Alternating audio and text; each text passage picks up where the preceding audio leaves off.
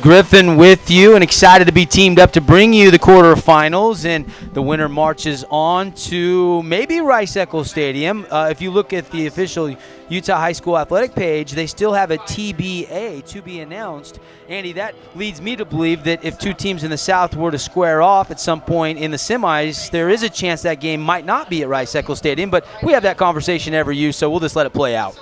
Yeah, just quickly, though, Desert Hills obviously is going to be up north. If they win this game, they'll play the winner Stansbury and Park City, which will most likely be Stansbury. And I look for a great, both teams can get there. I look for a great contest next week, Desert Hills and Stansbury, two teams that many thought would win the state at the start of the year. I think if Pineview were to pull an upset and Dixie wins, we might have that game, say, at SUU or somewhere like that. But we'll wait and see. You're right. We'll look at the playoff picture as soon as we're done. All the games, Pineview, Dixie, and Desert Hills, our teams here in the South, are 4 o'clock kickoffs. We'll keep track of the Hearst Ace Hardware scoreboard. Andy Thompson will be doing live in-game updates from Dixie Bear River.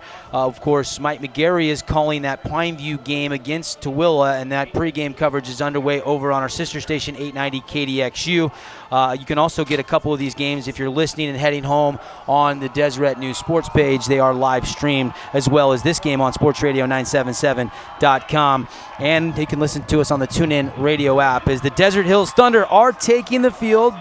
And Coach Carl Franke and defensive coordinator Nick Hansen believe that they have probably got one of the most talented teams they've had in a long time and are in a good position to make a run at the state title. I had a chance to talk with Coach Franke yesterday, interviewed him on my show, and our coach's comments brought to you by The Locker Room, a local company with team apparel, everything for athletes from the Pee-wees to the pros, 514 North Bluff Street. The game starts when you leave The Locker Room. And he went into depth and talked about his offensive line and talked about how guys have really stepped up and youngsters have mixed with experienced guys, and how when teams look at them and size-wise, they say, oh, we're good. And while they are good, he has been pushing them to be even better. Yeah. And that's what it's going to take in the postseason for the Thunder to make a run and win the state championship.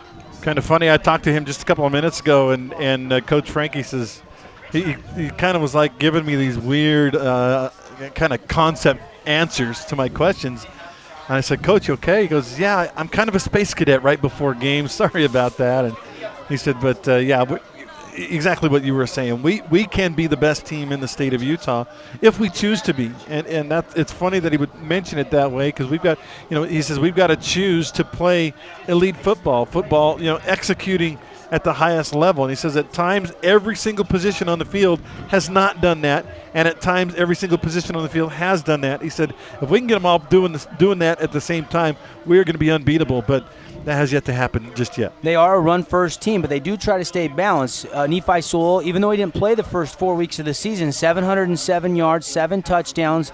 Brock Perry, 519 yards, 5 more touchdowns on the ground. And Quinn Kaiser, a dual-threat quarterback, 401 yards and 3 touchdowns on the ground. Marco Jordan is also a threat to run, especially in a goal line situation, as he has 3 touchdowns. Through the air, their leading receiver is, of course, Logan Hokinson, and he's a very gifted athlete, great basketball player, great football player, can really leap and has a nose for the football. And they have a good luxury in that they have 2 great running backs. Obviously, we know about Nephi Sewell, but don't forget about how good Brock Perry really is. He is so quick and electric, and he's little. It's hard to find sometimes in there in the hole. But, man, as you were going over the stats, I was thinking about Nephi Sewell. He averages, get this number, 10.9 yards per carry on the year. Those 700 yards are it's like 65 carries. That's a phenomenal number. When you think about your running back, every time he touches it, he's going to gain you 11 yards. That's kind of a shocking number to think about. One of the keys will be Quinn Kaiser throwing the football, too. 89 of 188, 1,345 yards, 11 touchdowns, 5 interceptions, only completing about 47% of his passes.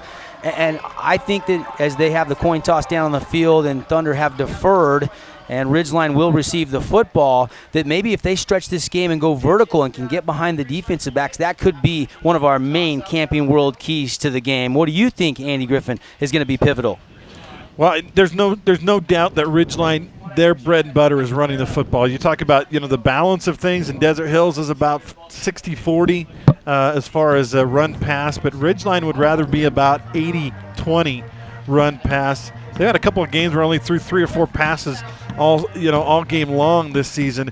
And so they want to dominate with their big hogs up front and with Levani Demooney and Cody Olson. They just want to pound the rock. Although Peyton Thomas does have about a 54% completion ratio, and he's thrown for more yards than Quinn Kaiser had. But when you're stacking the box, that gives you some chances to take some shots. A lot of play action with them. The Thunder have deferred, and Ridgeline will receive the football. So the Thunder, let's meet the Sky Mountain starting lineups for Coach Carl Frankie. Has a state championship under his belt a couple of years ago, and scored on the last play of the game. Yeah, rolling the dice there against a Region 9 opponent, no less. Carter Reynolds on the defensive end. On the other side, you've got Cole Bailey, and then Bundy Sewell, who's been battling a back injury. Coach Frankie said he might be limited and not start in this game. Jake Gould is the nose tackle. Afualo Tuileta, Tyler Warner, who leads this team with a strong side, 42 tackles. Kobe Sattywhite, Viafanua, and Ryan Hoppy, as well as Hunter Holt, the free safety, round out the rest of the secondary. Yeah, I really like Ty Warner the second half of this season. He's just gotten better and better. I asked Coach about him, and Coach said, a lot of it's scheme. We scheme to get him tackles, so he better make those plays. And so pressure on Ty Warner to try to bring down Levani Demooney and company. Playoff football as the kick is in the air and taken at about the 14-yard line, returned out to the middle, and then taken down just across the 20 to about the 22-yard line, and that's where Peyton Thomas and Ridgeline will set up shop for their opening possession of this game. Yeah, good coverage. Everybody stayed in their lanes because he wanted to get back around to the right side. The return right was on. Appreciate Poncho and Lefties, our pregame sponsor, Camping World St. George, as well as Sky Mountain Golf Course, 635-7888 at Sky Mountain. Make your tee times today. I'll be keeping some Wilkinson stats for you throughout this game as the quarterfinals are underway. They're going in They're over at Dixie High School. They're going up in Tooele. Now here we are right here at Desert Hills High School as they go right into the pistol. Pistol formation, single receivers to either side. They're going to run, and the handoff to Olson. Cody Olson going to get across the 25 out to about the 27-yard line, and a nice run of about 6 on first down for Ridgeline. Yeah, good hole opened up. In fact, Desert Hills did a nice job to keep that to only a 5 or 6 yard gain because he had a nice hole, and that was a well put together play that obviously they've been saving for a situation like this. Demooney with a really good seal right at the point of contact out of the gun. He's going to run it.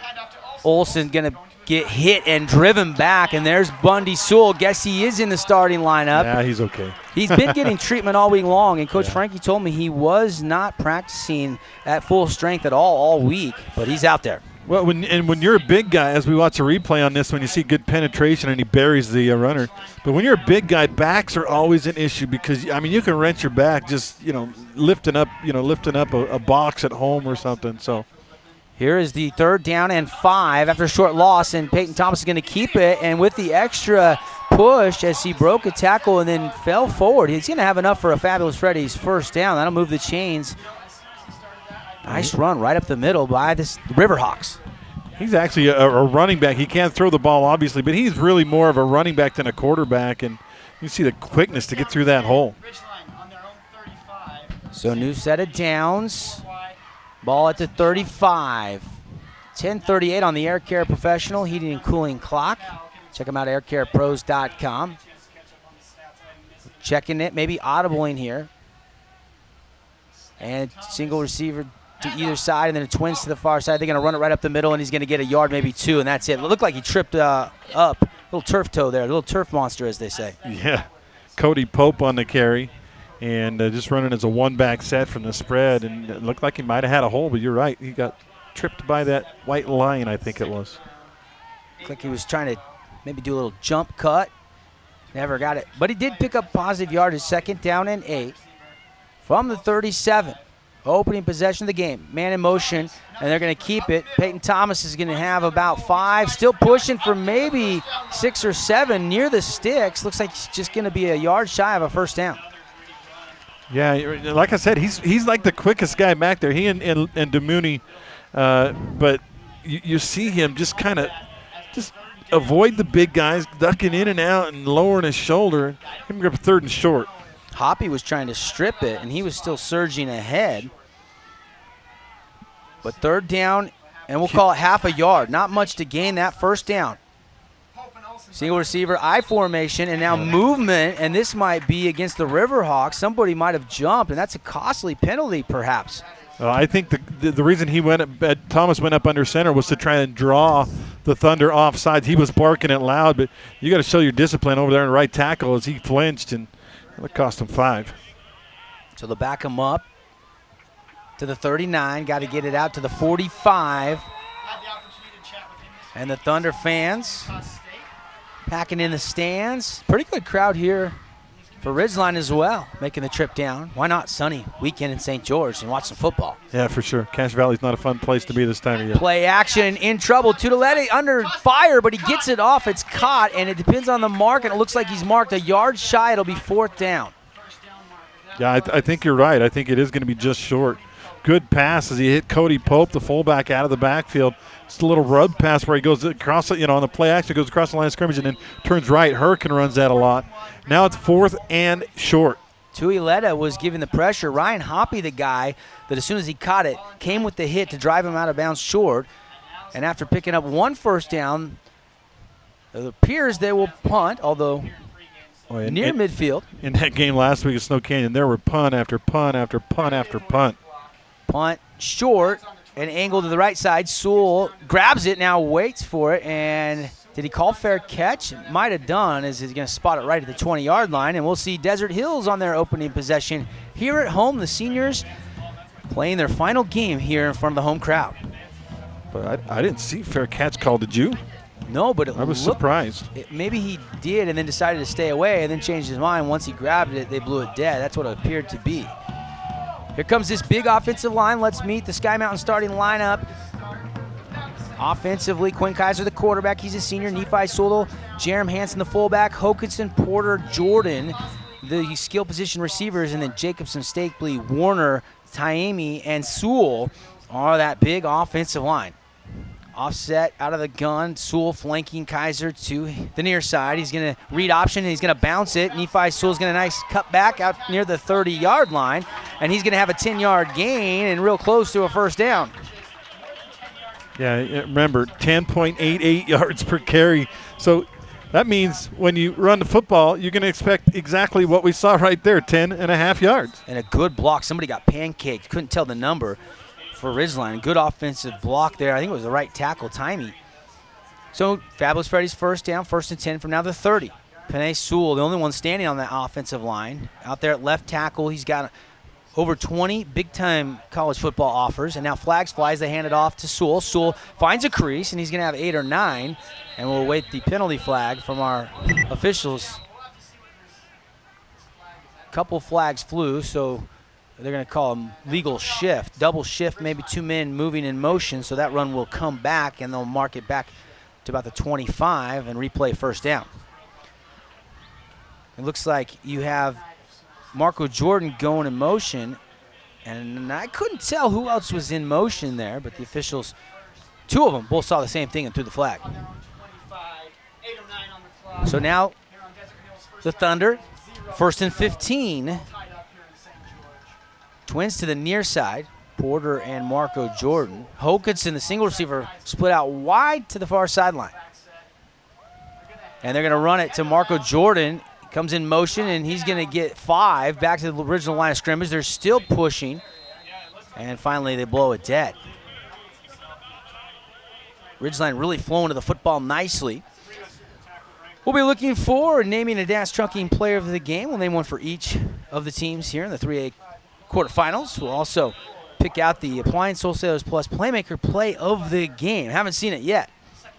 And we'll name a Jimmy John Super Sub of the Game who can come off and have an impact outside the starters in this one. 7:16 to go this quarter, moving along quickly. Only 1 pass attempt so far in the game, and now a run right up the middle, and it is Nephi Sewell, and he's going to get about 2, and it's going to be 3rd down and 8 for the Thunder. Yeah, you don't see him get stopped for 2 yards very often.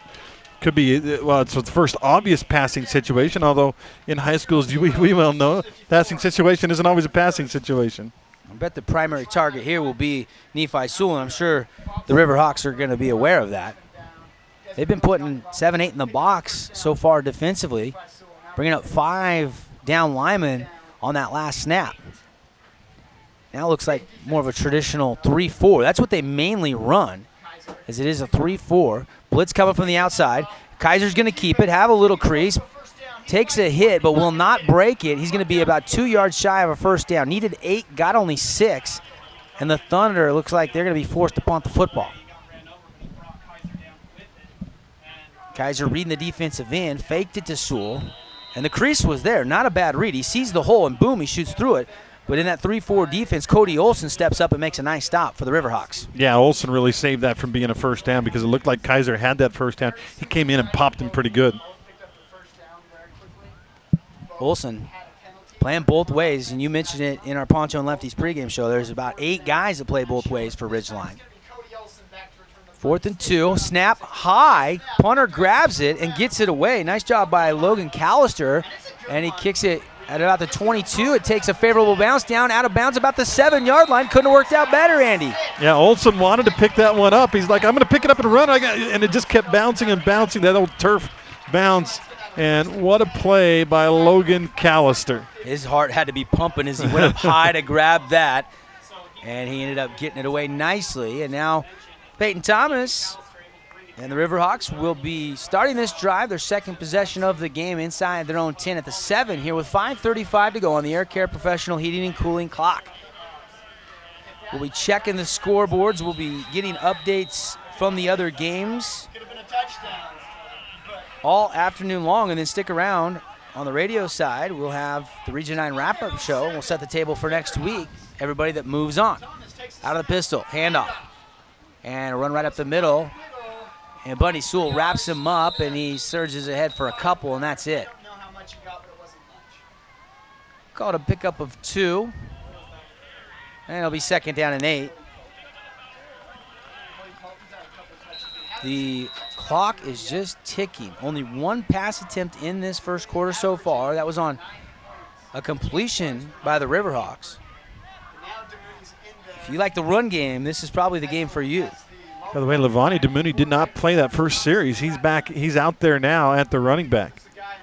Man in motion, they give it to him. He's trying to get outside, and a pretty good block, but then the pursuit came, and Desert Hills stops him shy of a first down. It's going to be about 3rd and 2. They got about 5, though, on the play and got it out close to a first down. Situation here where, you know, who's your quickest guy? It might be DeMooney, but I think it's still Peyton Thomas, quarterback, and he's probably going to try to keep on this one, so you got to plug the A-gaps here. Olson directly behind Peyton Thomas. He'll give it to Olson. He'll bounce it outside. Hoppy goes low and takes him down. No gain. Hoppy with the low tackle, and it just chopped the legs out from under him. Great job. You know, you tell your guys to keep your head up, but sometimes when you're taking on a big guy, you know, Ryan Hoppy's not a big kid. Taking on a big guy, you got to get down there and make the play, and he did. And, in fact, limping off the field is Olson. Got him right in the shins.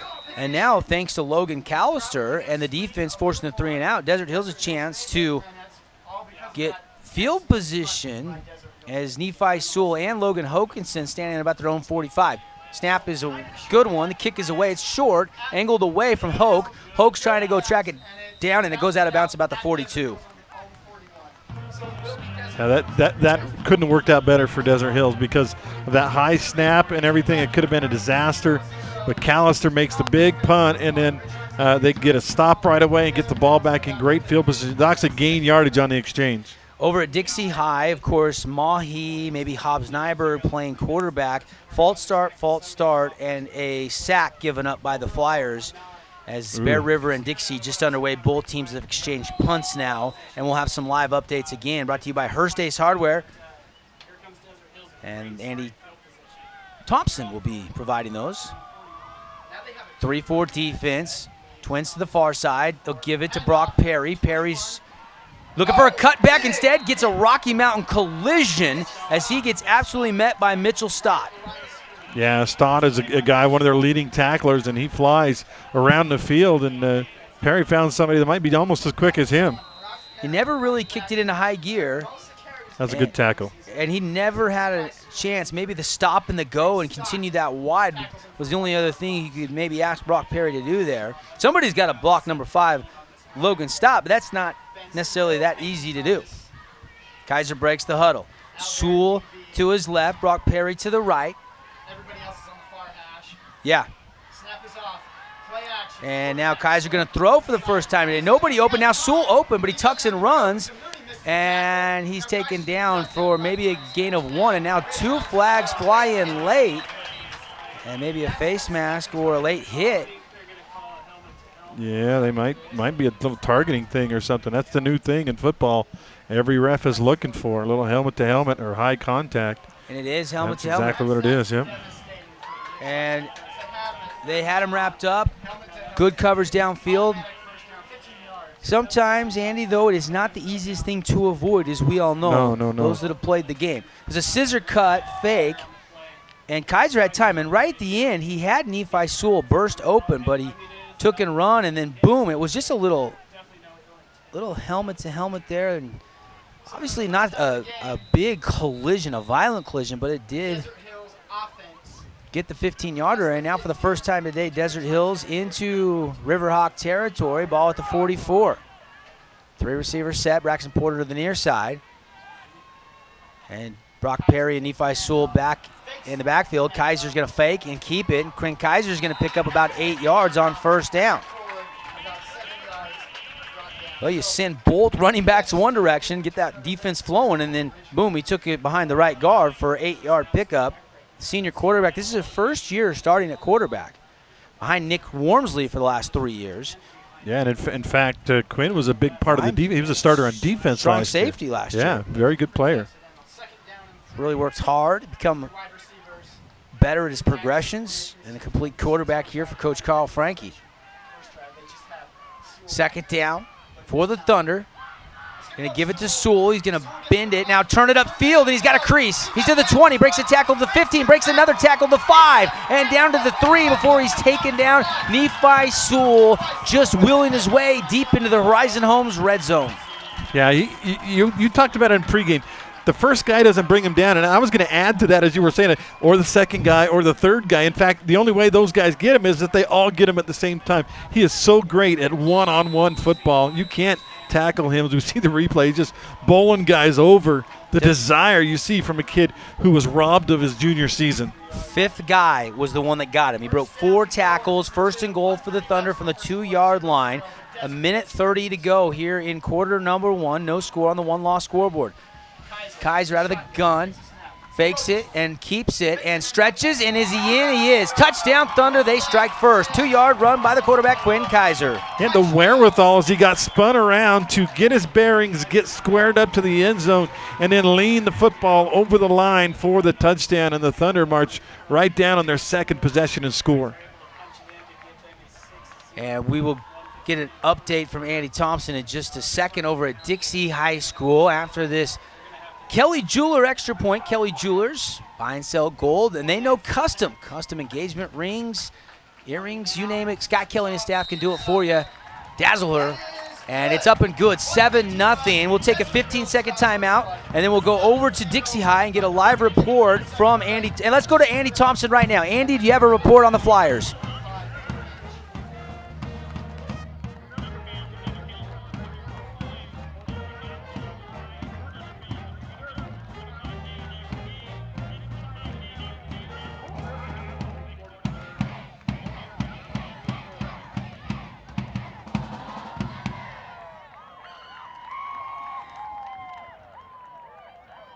All right, thank you, Andy. And that update brought to you by Hearst Ace Hardware, variety products at prices to please on the corner of Boulevard and Bluff, St. George Main Street in Cedar City. And Nephi Sewell, the electric run, set up the 2-yard touchdown run. And everything coming on the ground right now for Desert Hills. Yeah, and they don't need to throw the ball. There's only been one pass in this game. And like I said, it might be a quick game. We were already down to the last minute or so of the first quarter, but these two teams content to run the ball. Ridgeline, though, gets any further behind, and they're going to have to start throwing it. Here's the kickoff. It's high, end over end, and it's going to be taken at the 1. Up the middle, little sharp cut, and out to the 25, and still fighting at about the 28-yard line, maybe the 29. Pretty good run there for the Riverhawks. And Ridgeline Gonna stay. You don't need to leave your character. It's only 7-0. You don't need to get out of character. You need to go out there and pound the rock. But I like what Desert Hills has done up front so far in this game. They're dominating the line of scrimmage. And now Ridgeline, maybe an important drive. They gave up the field position even though they got the punt. But credit Logan Callister for grabbing that punt, flipping the field, and then the Desert Hills offense got it going. And that's why they have the early 7-0 lead. 4-3 defense. Going to be play action. It's batted in the air, and it is picked off. Picked off by the Thunder. Climbing the ladder and grabbing the interception. Do you believe it, Andy Griffin? How did he catch that ball? It was, you tip the ball to the line, you do what you're supposed to do, and then it gets in the air, and then it's a free-for-all. And those linemen, they haven't turned around. They don't know what to look for. So, yeah, great athletic play by the Thunder. They get a turnover, and they're already in their Horizon Homes red zone. And it was Bundy Sewell that tipped it. Who made the pick? That was 22, I believe, for the Thunder. Wasn't it? That would make it Aaron Womack. Womack? No, I'm sorry. Looking at the wrong one? Wrong side. That would make it Kikoa Afualo. Afualo, that's who grabbed it. And he rose up and grabbed it. It's a guy that wasn't starting at the beginning of the year, but made a huge play, and now Desert Hills takes over. Here's Kaiser, gonna throw, and hits Hokinson. Hokinson trying to stretch. Did he get in? No signal yet. Now there's the signal. Touchdown Thunder. The strike from 16 yards out, and just like that, a 2-score lead for Desert Hills. Wow, boom, boom. How often do you score about, about 25 seconds apart? It comes because you get an interception and then a great play-action pass, and Kaiser to Hokinson. I really thought those two would be a key in this game as the teams try to slow down Nephi Sewell and Brock Perry. 16-yard touchdown, and now here's the Kelly Jewelers extra point. 27 seconds apart, technically. And the kick is up, and it is good, and just like that, we have points here late first quarter, both from Desert Hills. 48 seconds left. We'll take the timeout on the one-loss scoreboard. 14-0 Thunder lead the Riverhawks on your Region 9 radio network.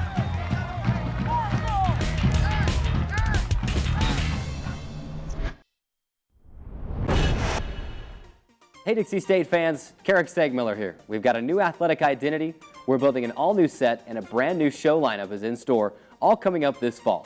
Follow us on Facebook at Trailblazer Weekly to keep up with the latest Dixie State athletic news. It's Trailblazer Weekly, the all-new show, every Thursday at noon on CEC TV and SouthernUtahLive.com.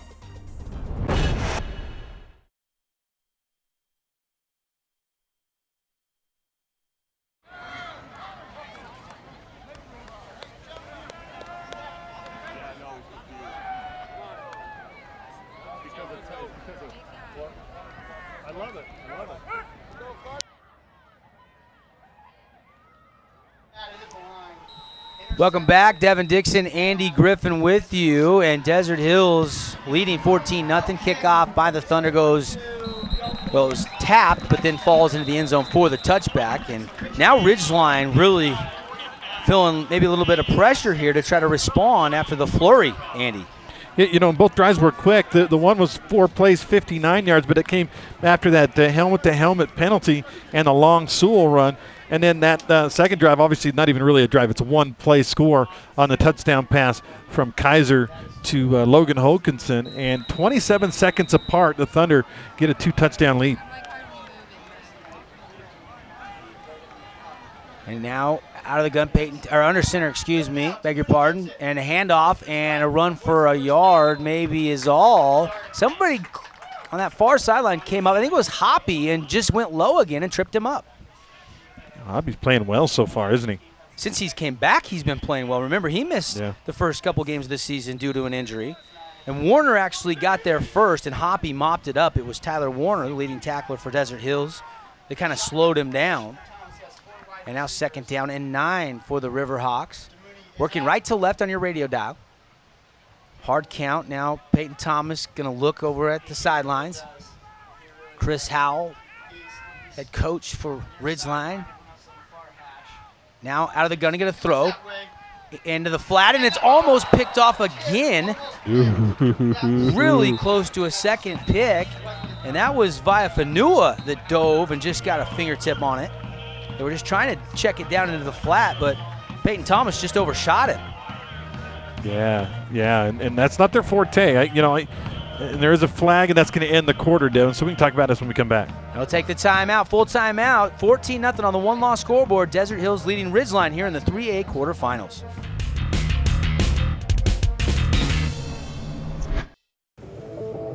What are you, superheroes? Just four brothers who hate bullies and love this city.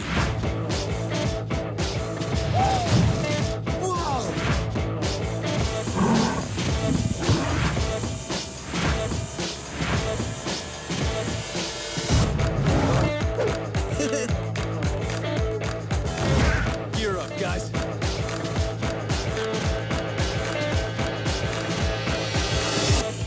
How you doing, Southern Utah? It's a good day to be alive in the STG. I'd have been going nuts. You would have lost your mind. I could not believe he didn't even shake there. He gave him the finger, Devin. No. Southern Utah's home for the best in sports includes local Region 9 high school games, Dixie State University, the NBA's new look, Utah Jazz, plus the best of the National Football League with the worldwide presence of ESPN to the Devin Dixon Show every afternoon from 4 to 6. Desert Hills High School, early start here. The default time for all these first and second round games, 4 o'clock. And we're playing in the sunshine. Temperatures in the high 70s at kickoff. Beautiful day for some golf, and why not for some football? Very warm out there, especially for these guys from Cache Valley. Came all the way down here. Remember, it was in the 30s and raining last week in that Snow Canyon game.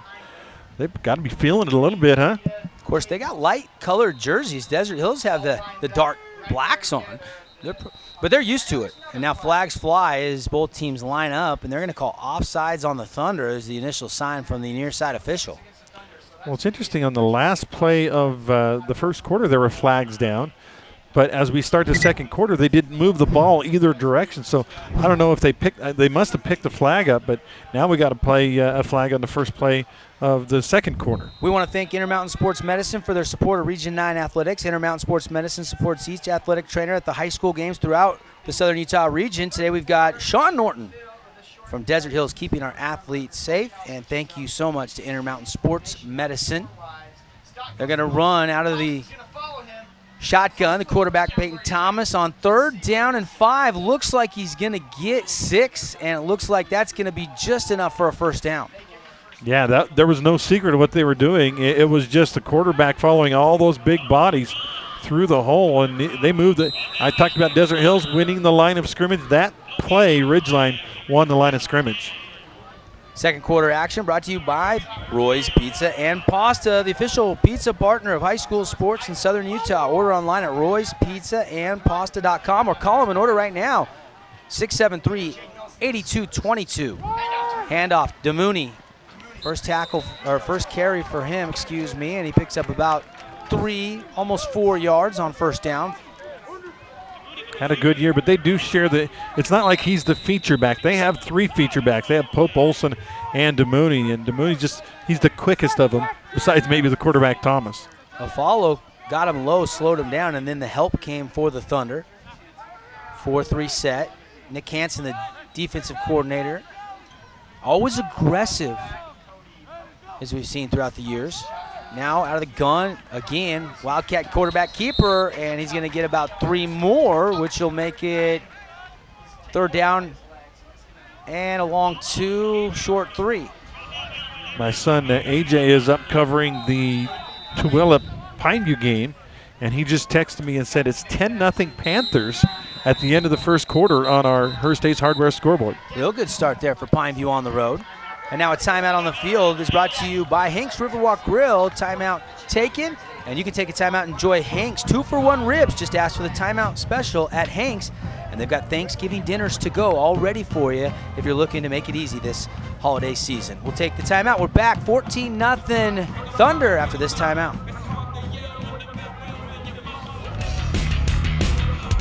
There is a place where rocks bleed and nature blushes on a battlefield green with envy, where dimples determine destiny and a tiny wooden tee holds the outcome in the balance. There is a place where friends are opponents and opponents are friends, where the prize is elusive, the conquest is captivating, and the score isn't settled till the drinks are down. There is a place.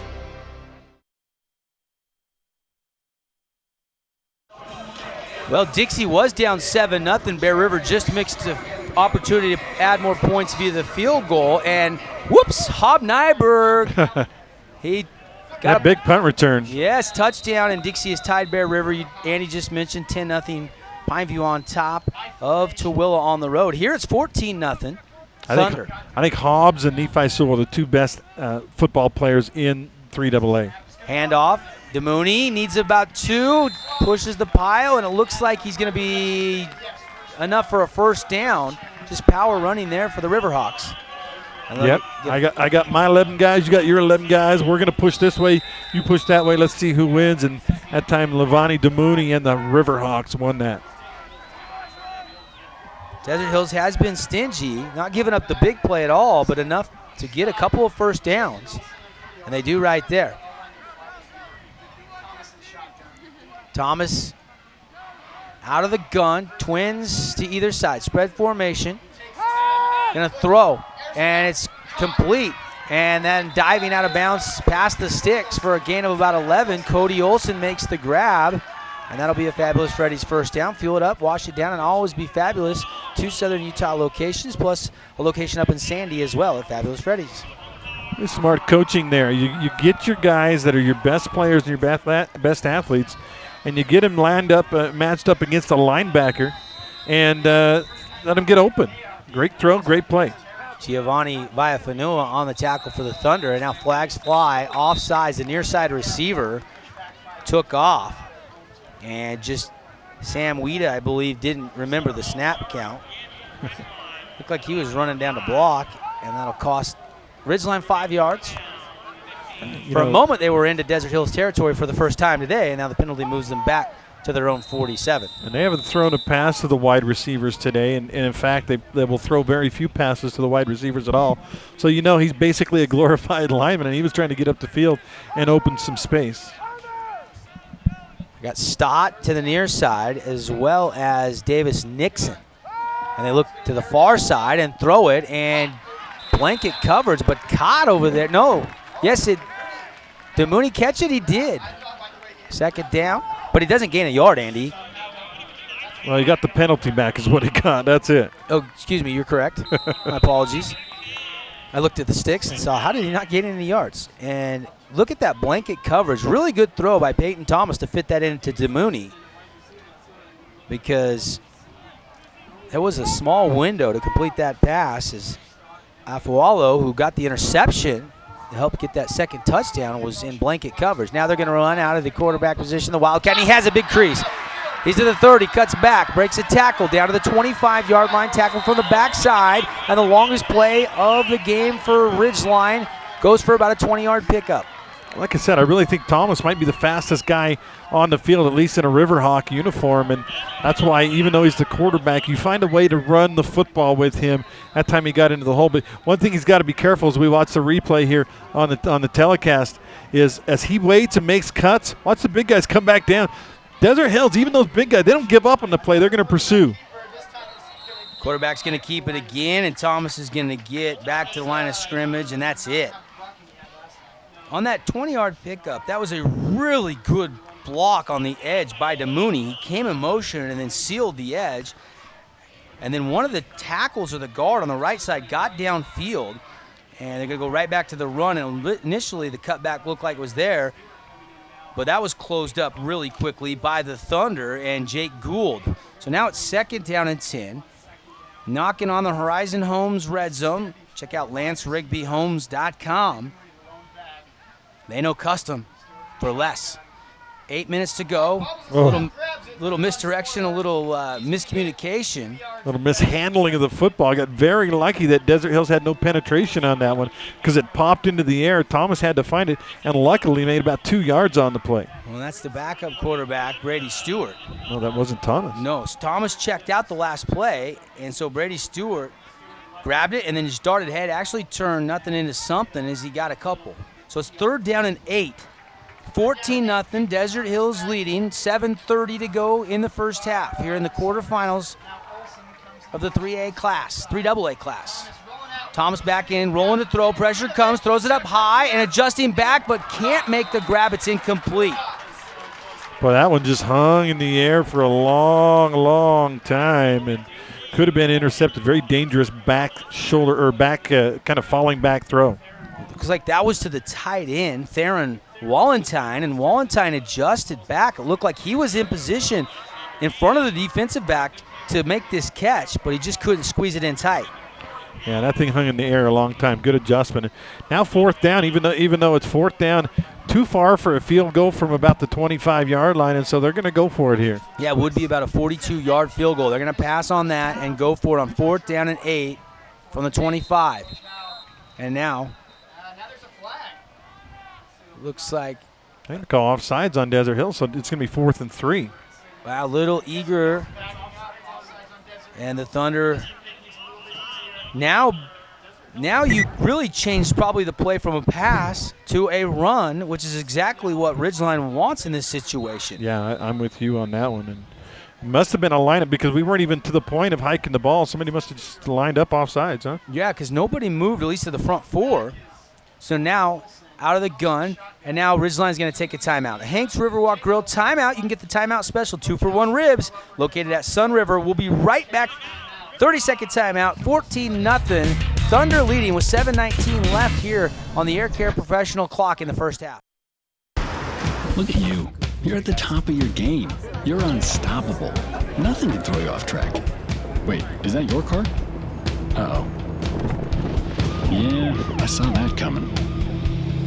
That will throw you off track. You're looking at around 10 grand in fines, legal fees, and increased insurance rates. Let's try this again. Smart move. Because buzz driving is drunk driving.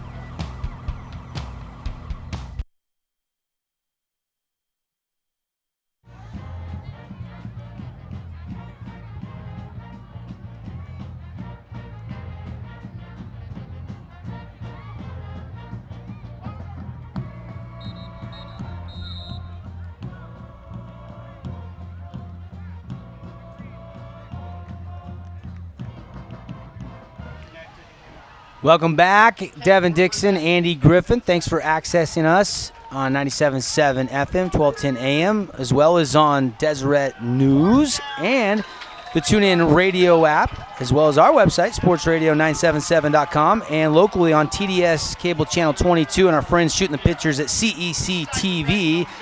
And we settle in on a 4th down, a long 2. Desert Hills showing blitz. They got about, looks like 8 men in the box trying to stop what they think will be a Thomas keeper. Man in motion. They're going to throw for it. And now he's going to tuck and scramble, and he's going to be hit. He's still going, though. He's not actually wrapped up. And finally, he is going to be short. Well, like a pinball in there bouncing around. That was definitely a pass. He wanted to throw right. He had 3 receivers. It was a flood right. Everybody was on the right side, but good coverage by Desert Hills. And Thomas doesn't feel like he was going to get anybody, so he tucked it in and tried to scramble, and the pressure was there by the Thunder. I believe first man on the hit was Mason Krager. So the Thunder defense holds right there on the edge of the Horizon Homes red zone.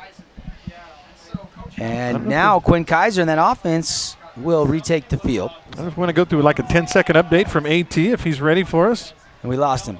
We lost him. Okay.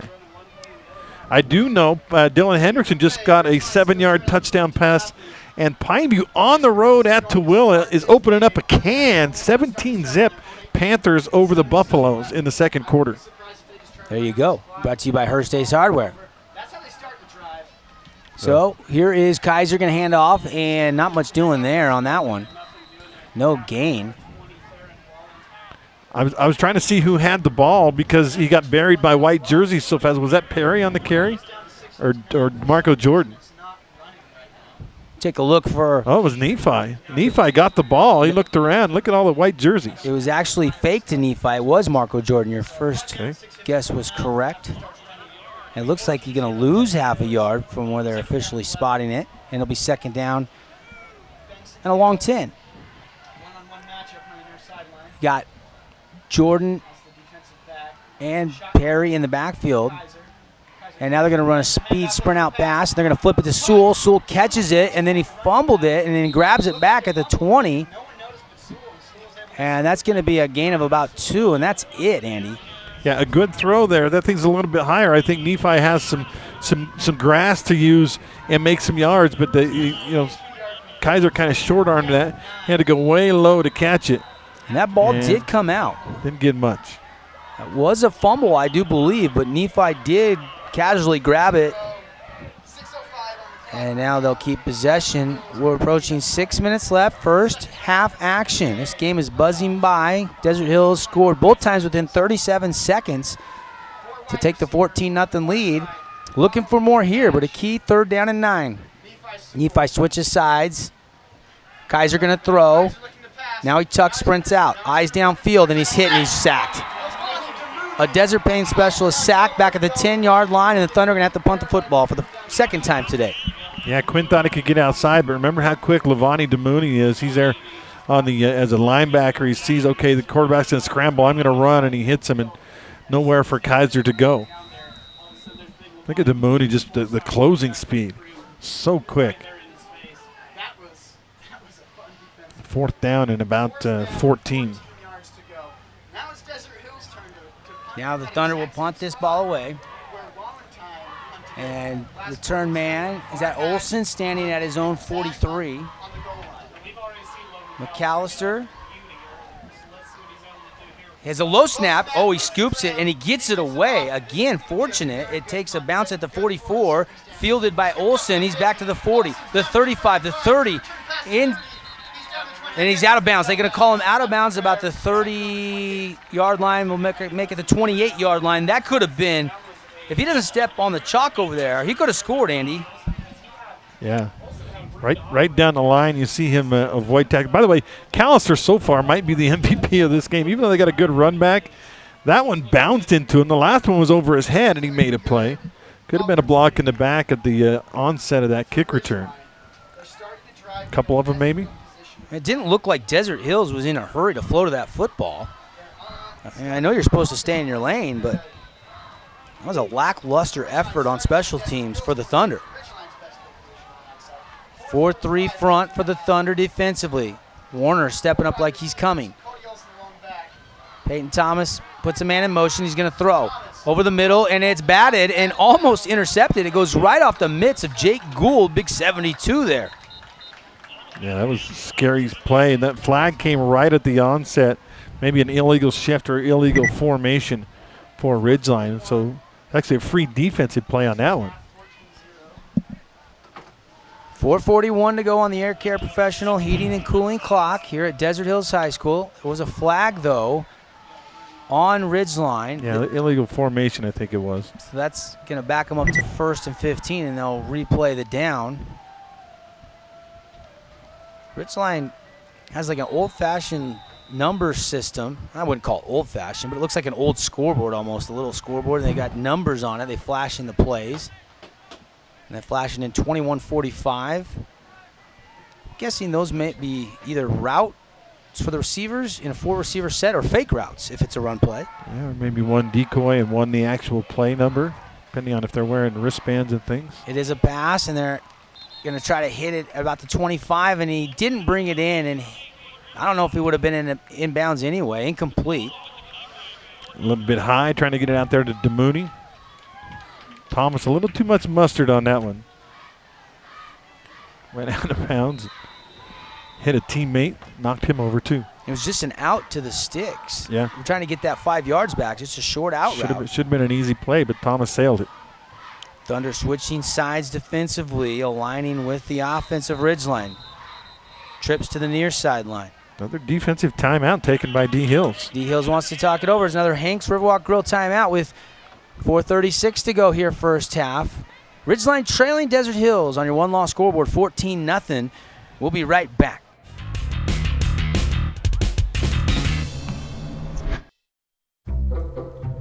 They call me Maxie, but I prefer tripod. I was your above-average four-legged homie and then wham, bam, minivan. Some people pity me. Now that's lame. I still run, fetch, and swim. And the ladies love me. I'm the ultimate wingman. Just don't ask me to high five.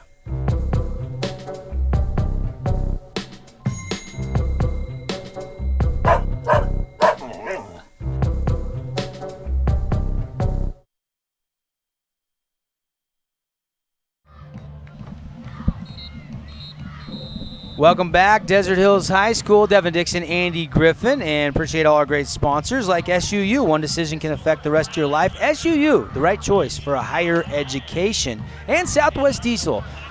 For 40 years, Doug and Darren have been there. When you need a fix, they'll fix anything at all the right way. Southwest Diesel, the originators of high performance for your diesel engines. Now some substitution changes is... I know, we'll get some updates in a minute from Andy Thompson, but Bear River now leading Dixie. That's what, a 5 seed leading a 1 seed?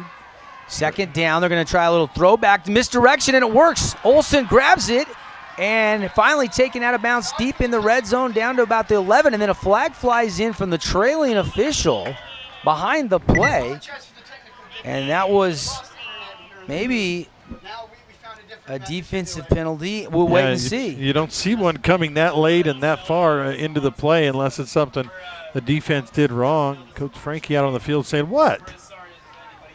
Giovanni Villafanua as though made the tackle, and they're going to call a penalty flag on Ridgeline. Wow. And maybe somebody coming in with a late hit off the ball. I didn't see it. For our CEC TV and online viewers, you're going to see a nice little toss back, the old throwback. Villafanua goes low, and then there's the late hit. I guess they call that on Stott. And that's where the flag flew, and what for? We saw that. It's a bang-bang play, but it did come after he was taken down. We got it all the way down to, what, about the 10? Yeah, this will back him up outside the 25. Ball be spotted at the 27-yard line. And really nullifies a pretty nice pitch and catch. Yeah, the well-conceived play, very well put together. But Fresh Sticks, they still get the first down. Peyton Thomas. Cody Olsen to his right out of the gun. Going to throw. And he's taking a shot. And he adjusts back to it and touchdown. But did he push off? Flags fly.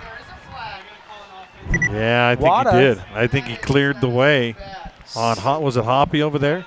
Sam Wada came back to the ball.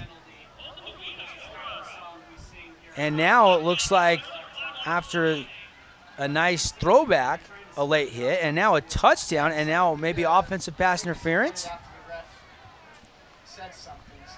And maybe it was post play, but the flag came in immediately. No, they're gonna call it on Desert Hills. They're gonna call defensive pass interference. Wow. I saw it differently, but the touchdown will stand. For the first time today, Ridgeline is on top. Let's take a look at this again, Andy. Yeah, for sure. Break down the replay. We're not going to see it till the very end. Boy, it looked like he shoved him right on by. That's a tough call for the defense. What are you supposed to do? He's running with the football, and he gets shoved out of the way. And now they'll kick the Kelly Jewelers extra point, and it is good. And Ridgeline is on the board, 14-7, as Peyton Thomas throws the touchdown into the end zone, and it's a whole new ball game when we come back here on ESPN Radio 97.7 FM, 1210 AM. There is a place where the sun doesn't hide in the winter, where the greens stay green and the crimson canyons still glow. There is a place where dimples determine destiny, and a tiny wooden tee holds the outcome in the balance. There is a place where we drive for show, putt for dough, and settle the score with another round. There is a place.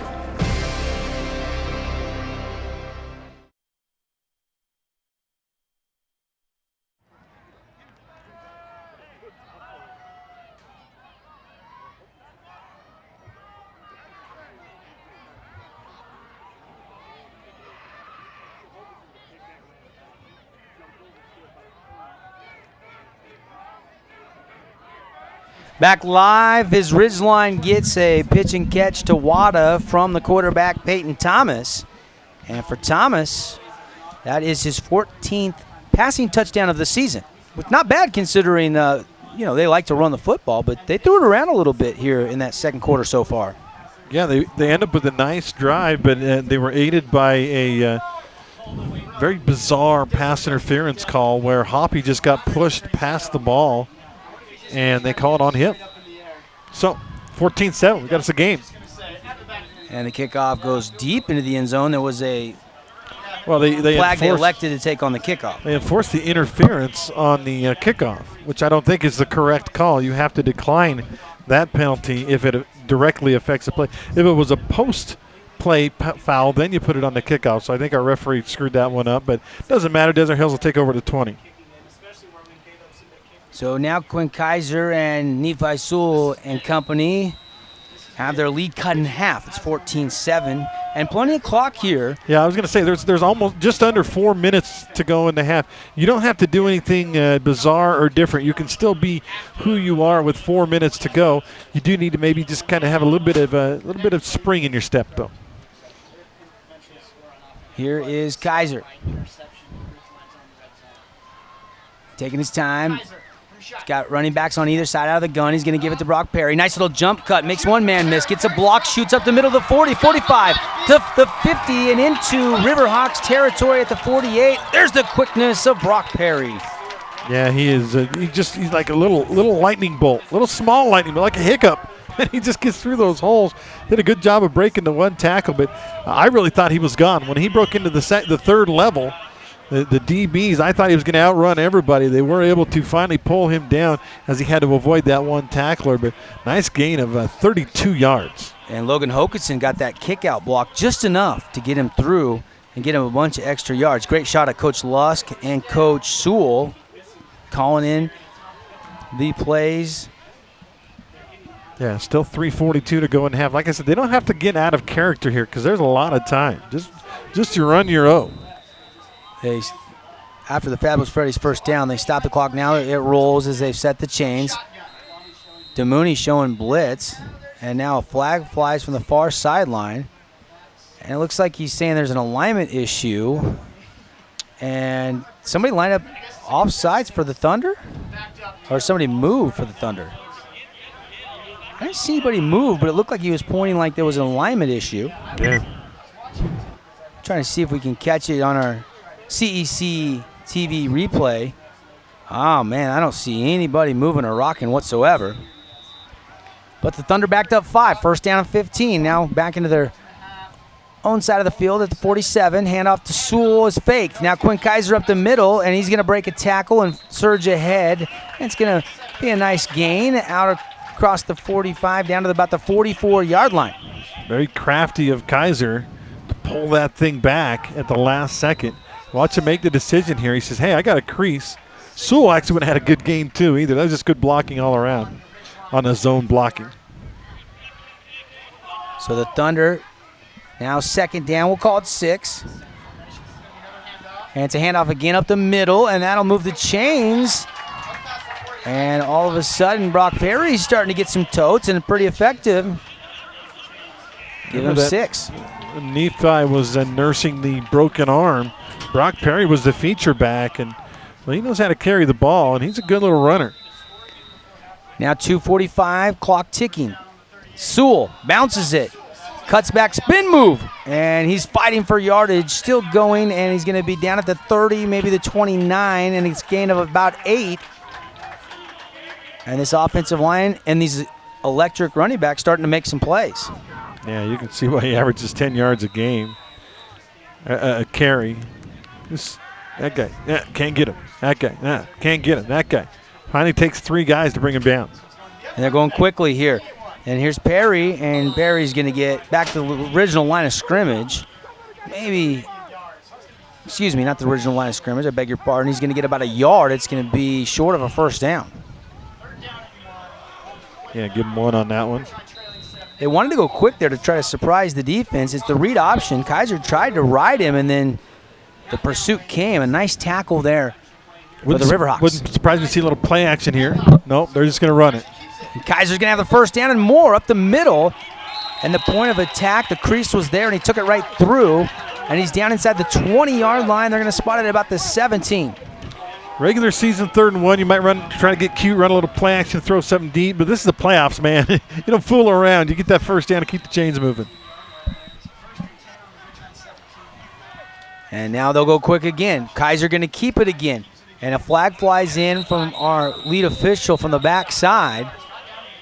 And maybe on that cutback, blocking play side, this is thrown in the vicinity of, you would guess, a hold on the Thunder, which is a spot foul, and they'll back them up 10. Exactly what it is. Today's game brought to you by Morgan Pest Control. The leader in termite and pest control is Morgan Pest Control and lawn fertilization. Every region win in the 3AA South, they'll donate $55 to that school. They've donated over $15,000 since we started our partnership to local schools, and Morgan doubles it in the postseason. And next year will be their 55th anniversary. Thank you, Morgan Pest Control. Great shot into the trenches. Is the line ready to block, and they're going to throw, and Hoganson had it in and out of his hands, incomplete. Good receiver, good hands, but sometimes things get away from you there. And I like the change of pace because Desert Hills have been run. The play action, throw it out there. Well, that ball might have been slightly tipped and changed. You know, when you've got your eye on the ball and it changes path just a teeny bit, can mess you up as a receiver. Not a lot through the air. We'll check the Wilkinson statistics in a minute, but most of the yards coming on the ground, and now a pass attempt batted down by the Riverhawks. Looked like that right side defensive end. Maybe Nixon got a mid on it, and it falls incomplete. Big 3rd down coming up. I don't know that they would try a field goal from the 25. That'd be pretty long for Callister. I think it was Wallentine, actually, that deflected it. You know, sometimes you see that at every level. If you're not coming hard as a defensive end, you can try to time that when you're trying to throw that slant route like the Thunder were. You're right in that alleyway. And now the Thunder look like they're going to take their 3rd and final timeout here in the first half. 1:09 left on the Air Care Professional Heating and Cooling clock. Desert Hills leading 14-7 over Ridgeline. We'll take a 30-second timeout and be back for the finish of the first half after this.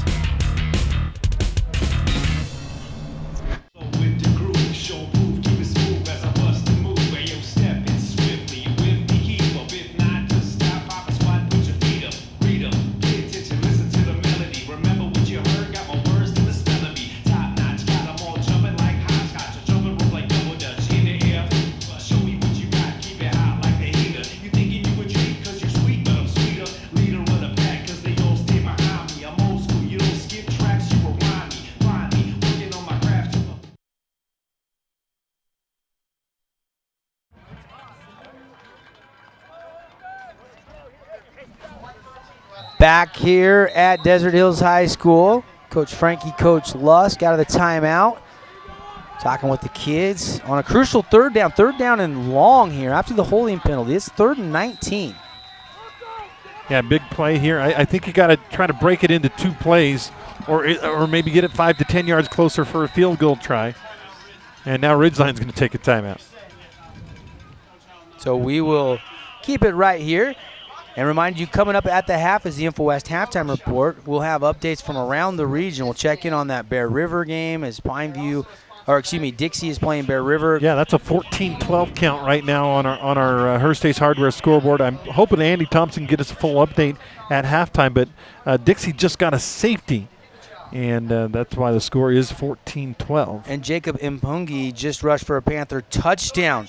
And now it's 24-10. Pineview has a 2-touchdown lead on the road at Tooele. How about Impungi coming off a big 4-touchdown performance last week? Yeah, 244 yards on, 17 carry. Average like 14 yards a carry, which is a phenomenal number. Here we go. 3rd down and long for the Thunder. So Desert Hills takes a timeout. And then Ridgeline sees what they're in, and then they take a timeout to adjust. Little coaching chess match going on here. Ridgeline has 1 timeout left. Desert Hills is out now, so we won't have much more in the way of stoppage. Coach Howell and Coach Frankie have the pieces put into play they want here. 3rd and 19. Desert Hills at the Ridgeline 25. Kaiser drops back, gonna throw, and it's fired complete down inside the 10 to the 6, right near a first down. What great grab by Logan Hokanson. And they're waving the sticks on. That's a fabulous Freddy's first down. They needed 19, they got 19. What a catch by Hoke. And how about the gun by Kaiser? He rocketed that thing in there. That's an Appliance Wholesalers Plus Playmaker Play of the Game nominee. And now read option, give it to Sewell. Sewell up the middle, touchdown. Desert Hills, 6-yard touchdown run. And they lead 20-7, PAT pending. You and I talk a lot about the skill of Nephi Sewell, but that time I could have run that touchdown, and the blocking was incredible up front, and Nephi just had to go through the hole and score. So Hokanson on that sweet grab sets up Nephi Sewell, who plunges it right up the middle for the score.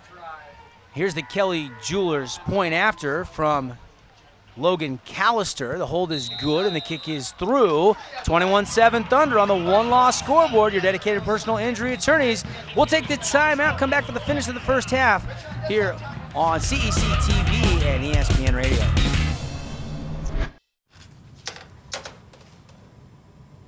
Wow, these are really good. You act surprised.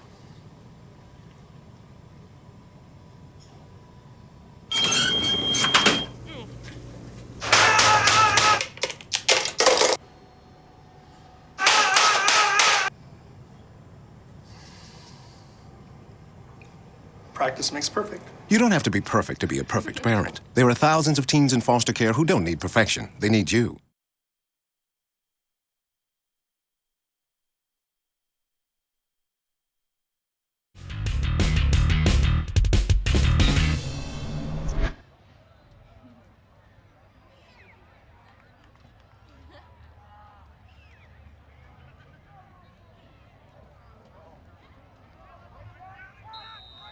Wow, lots of action going on as I just checked the old Twitter timeline. We'll get you up to speed here in just a few minutes in the InfoWest halftime report. But 21-7 is Ridgeline kick return up the middle, and nice return out to the 35 down to the 40 and falling forward to the 41-yard line. And they still have 43 seconds to work with here in quarter number 2. Well, that's one of those, on the kick return, the coach is saying, all right, if we're starting in our own 20, we're going to take a couple of runs and run out the half. But if we can get a good kick return, which is exactly what they got, then we're going to try some things, trying to throw the football and see if we can get down there and get a score before halftime. So big run back by Olsen. Cody Olsen now in the slot. And Michael O'Reilly next to him, and then trips to the far side. DeMooney is in the slot. And there's the throw, and they hit O'Reilly, and he gets out of bounds near the 44. A short gain and stops the clock. Pickup of about 5. I have that as I believe that's Jaden Olsen on the catch, the younger brother of the running back Cody Olsen. Could be. I just have O'Reilly in my roster, but it could be outdated. Yeah, number 1, Jaden Olsen. There's 2 of them, and you're right. There's 2 number 1s. I picked the wrong one. And there he is again, Jaden Olsen, and that's a catch. And that's down to about the 42-yard line of Desert Hills, and that's enough for a Fabulous Freddy's first down. Just underneath, out route again, and completed. So huge drive here to come up with points. And Olsen's a guy they throw to. He's got 20 or so catches this season. So no stranger to catching the football. Will they go to him a third time? He's lined up, same formation. They're going to put Olsen in motion. That's Cody Olsen. And they're going to sprint out his way. And they're going to throw it to the deep man. Wada coming back, makes the catch, and gets out of bounds at the 35-yard line. And Ridgeline methodically moving the ball downfield. 3 consecutive completions. And the funny thing is they're not known for their passing. They don't throw the ball that much, but looking really comfortable right now is Peyton Thomas. Thomas designed sprint out here to get him in open space and hits the deep receiver. Sam Wada, the one that had the touchdown, the only points of the game earlier in the second quarter, grabs that one. Now they can take some shots, too. Let's see if they do. Over the middle, complete. Cody Olsen turns it upfield and gets down near the 21-yard line, and another first down. And 21.2 seconds. They'll stop while they move the chains. Boy, Thomas looks comfortable back there, doesn't he? Yeah, that was his check down. That was his third choice, I think, on that pass play. He'll throw it again. And this finally is incomplete. Thrown to the inside, and the receiver was turning and going to the outside near the sideline. Yeah, threw it behind him. Ball hits the turf. That hangs a little more in the air, and that could be a pick six going the other way. 15 seconds to go. Ridgeline is down to the Desert Hills 21, trailing 21-7. Can they cut into the lead? Out of the gun, Thomas looks over to the sideline. Now he's ready, has it. Looking and ducks under a would-be sack, and then he is driven to the turf. And coming up and making that tackle was Hayden Henry. Yeah, and they have to take their last time out of the half with 9 seconds to go. So looks like they might be down to just trying to take a shot into the end zone on this one, Devin, with 9 seconds. You get tackled in bounds, even if it's a first down, they won't stop it long enough for you to spike it or run a play. Remember, in this game, for our local fans, if there's over 30 points scored in the contest, it's the Holbrook Asphalt Big Score Dessert, and it would be on, and it's free after the game at 25 Main Restaurant, which is 25 Main here in St. George. Thank you, Holbrook Asphalt, the leaders in HA5 and asphalt preservation. I had a young man at one of the games I did a couple of weeks ago came up to the press box after the game and said, "Hey, where do I go to get that Big Score dessert?" I said, "Well, it's at 25 Main Restaurant." He goes, "Where's that?" 25 said, Main. It's 25 Main. And I think it was over at Dixie High. I said, "Just a few blocks from here, buddy. Head on over." So now 9.2 seconds to go. 21-7 Thunder. Ball's at about the 25-yard line after the sack.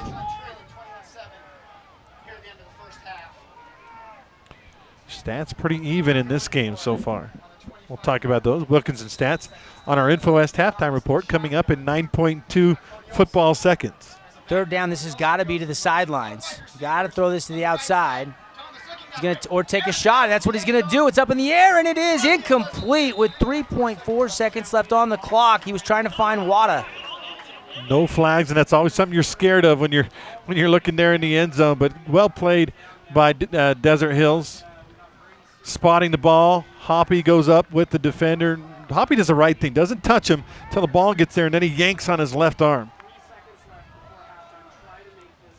So with 3.4 seconds left, this will be about a 42-yard attempt. Buchanan, the kicker. Buchanan. Snap is good. The kick is away. It looks long enough, and it is good. So nice looking kick by Hunter Buchanan. A 42-yarder, and that'll take us to the half, 21-10. So Ridgeline gets points in that drive that went, 43, 45 seconds, and they methodically worked it down and got into field goal range, and he kicked it through the uprights. And it all started with that long kick return by Cody Olson out to the 41-yard line. That made it so Ridgeline could come away with points. And Devin, that's got to make Ridgeline going into the locker room when things haven't really gone their way, feeling pretty good about life, like maybe they got a chance. And we'll take a timeout, and we'll come back. We'll have highlights for you from CEC TV for our online and television audience. We'll have Wilkinson stats. It's all brought to you by the Internet people at InfoWest after this 2-minute break.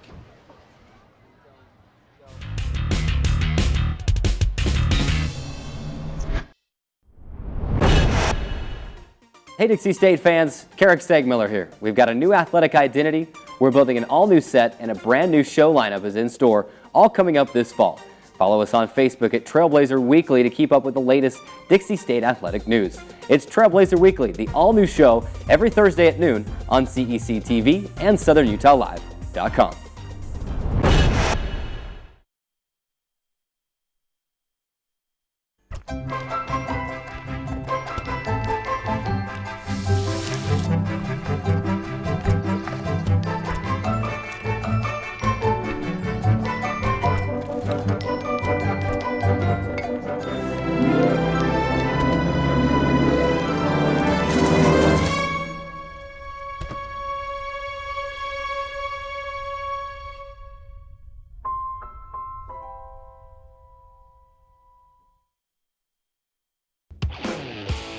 you doing, Southern Utah? It's a good day to be alive in the STG. I'd have been going nuts. You would have lost your mind. I could not believe he didn't even shake there.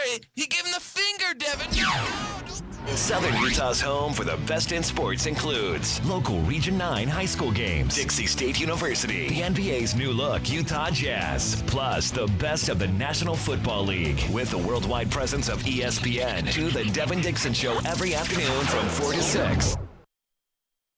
There is a place where looking out means looking in, where an impression lasting only a few seconds will be imprinted on a life forever, where courage is forged and innocence rediscovered, where remembering is rewarding and forgetting unforgettable. There is a place where truth is felt and where seeing is believing. There is a place.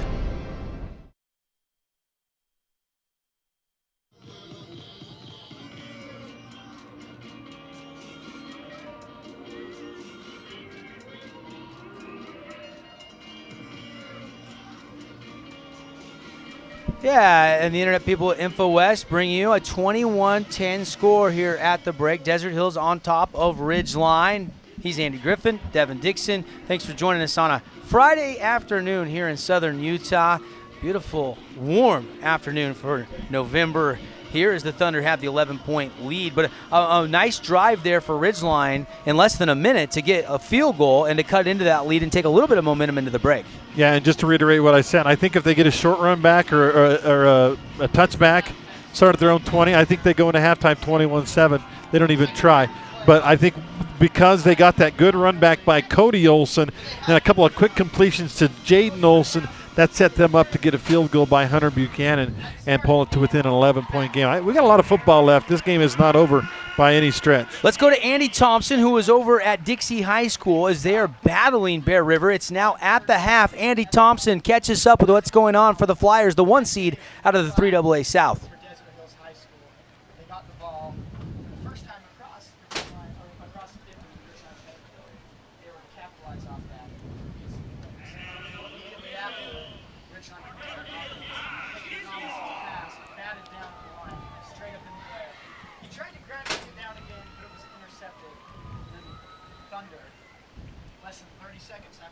Touchdown, able to get the end zone for the 14th. Ridgeline fought back. Sam Rita in the second quarter caught a touchdown in the end zone.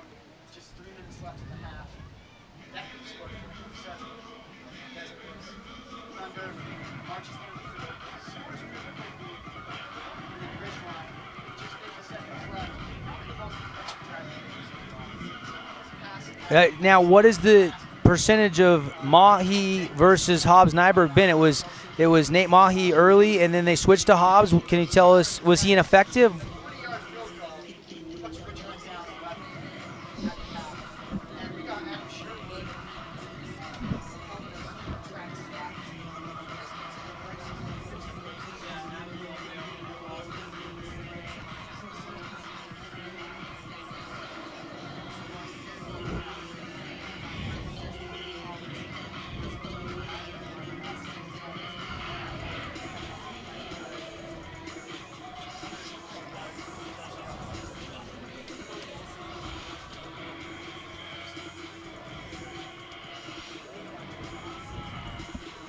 All right, Andy Thompson live from Dixie High School. Hurst Ace Hardware Region 9 update. Flyers up 19-14 at the half. Thanks, Andy.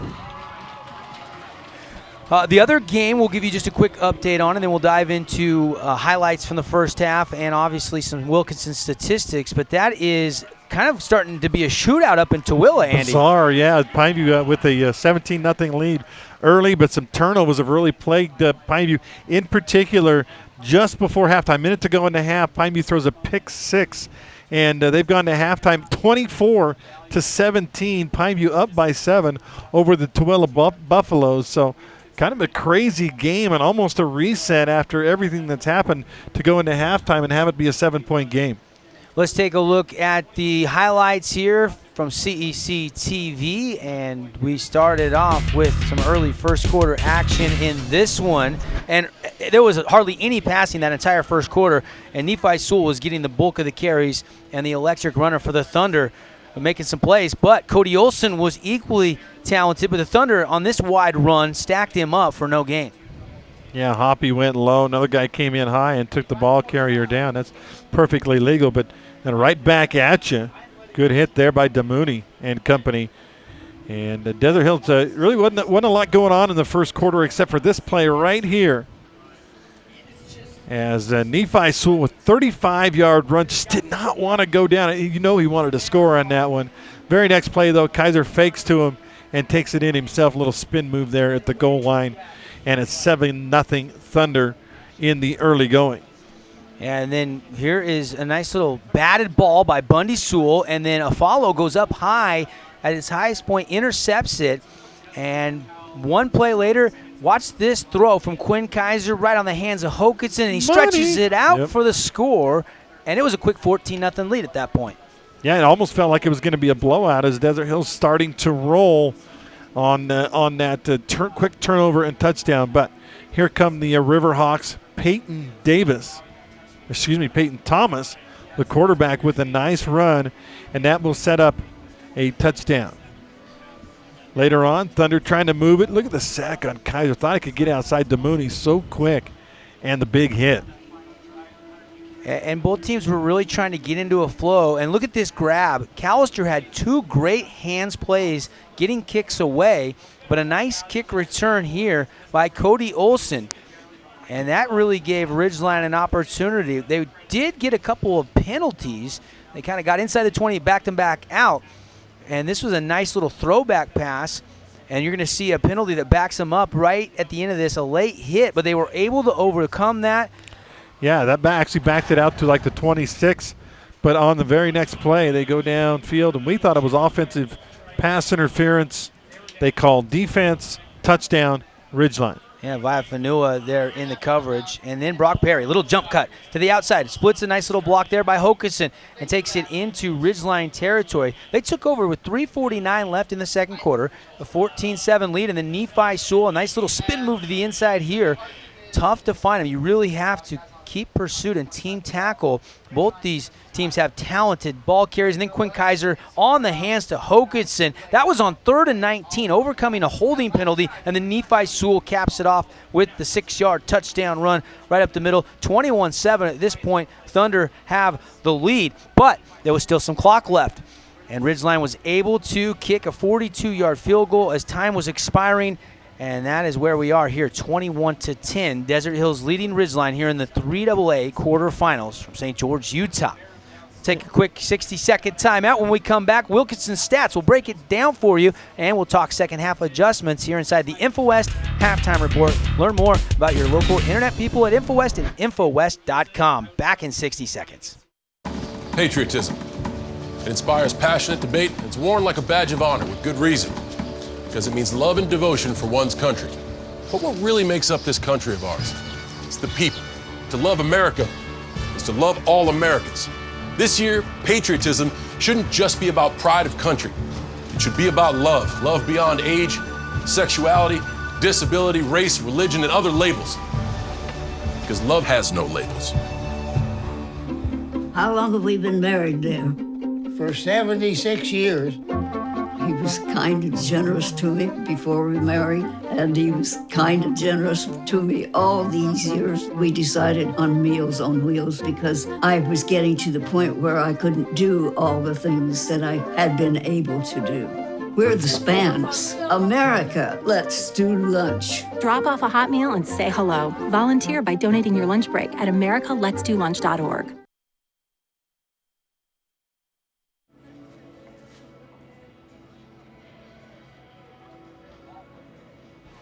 Welcome back inside the InfoWest Halftime Show. Devin Dixon, Andy Griffin with you. 21-10. Desert Hills has the lead over Ridgeline. And Andy, let's break down the stats from the first half. It's made possible by our friends at Wilkinson's, a unique place to shop lights, fans, home decor, and more at Wilkinson's. Not far from Fiesta Fun, just off the South Bluff exit in St. George.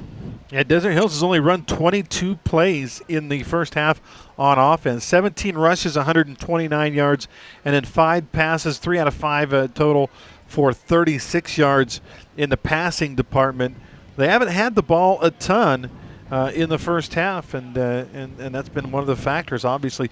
For Ridgeline, the Riverhawks have 164 yards. That's 54 rushing, and surprising to me, 110 passing. They're actually throwing the ball pretty well, as Peyton Thomas, 9 out of 15 throwing. He does have a touchdown and that big interception. 4 penalties, 42 yards for the Riverhawks, 4 for 23 for the Thunder. And let's take a look at some of the individual numbers in this first half. First of all, for the home-standing Desert Hills Thunder, rushing the ball, Nephi Sewell at 13 yards a carry so far. 5 carries, 64 yards, and a touchdown in the first half. Brock Perry, 4 carries, 37 yards. And Quinn Kaiser, 6 carries, 28 yards. He had that 2-yard touchdown run. Marco Jordan has carried the ball twice for no gain, no net yards. Passing the ball, Kaiser, 3 of 5, 36 yards. Does have the touchdown pass to Logan Hokanson. And for Desert Hills receiving, Hokanson, 2 catches, 35 yards. Nephi Sewell caught 1 short pass, that little one he had to bend over to grab, and ended up gaining just a yard on the play. For the Riverhawks, again, they've done most of their damage through the air, but let's talk about their rushers first. Peyton Thomas, the quarterback, 7 carries, 33 yards. That includes a couple of sacks.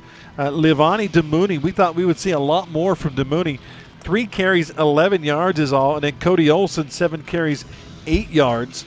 But Cody Olson has done most of his damage on punt returns. Passing the ball, Peyton Thomas, 9 out of 15, 110 yards. He has a touchdown and an interception. And then receiving for the Riverhawks, Cody Olson, 3 for 46. Remember, he had 2 long punt returns too. So he's been a big factor in this game, Cody Olson. Sam Wada with 2 catches, 34 yards in that TD. Jaden Olson, 2 catches for 16. Cody Pope, 1 for 9. And Demooney, 1 catch for 5 yards. That's kind of the summary of what's going on, but we really expected the Riverhawks to be run with just a few passes here and there. But they've shown they can throw the ball, especially on that last drive, Devin. Well, I mean, they really mirror each other, as Coach Frankie said when we were talking about our locker room coaches' comments. And both teams run first, but both are capable of passing it. And you take what the opponent is giving you. And right now, Desert Hills has proved that they've slowed down the run quite a bit. And the Riverhawks feel like maybe the edge is through the passing game. 21-10, that's our InfoWest halftime report. We're going to take another 60-second timeout. We'll come back. We'll talk adjustments, and we'll have the second half kickoff. Desert Hills will get the football to start the second half, up by 11 on the one-loss scoreboard.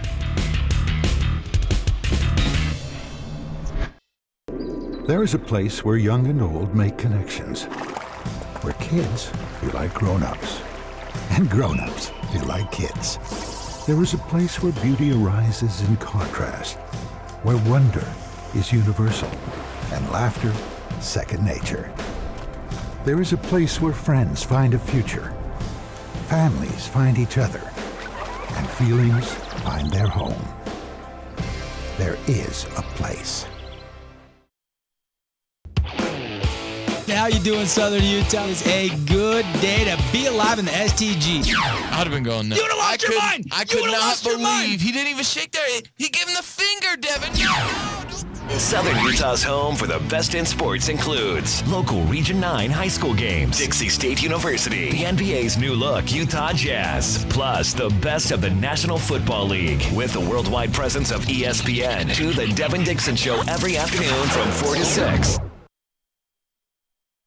On the saving side of the freeway at Findlay, Volkswagen Passats, Jettas, the Golf, all the 2017 models are in at Findlay V-Dub. And of course, next week we'll have another Findlay Volkswagen Athlete of the Week. And last week's was Haley Harmer, as Desert Hills went all the way to the state championship in volleyball, only to lose in that title game, but an integral part of a great run for the Thunder volleyball team. And she actually just came up to the booth, and she got a $100 gift certificate to Dick's Sporting Goods for being the Findlay Volkswagen Athlete of the Week.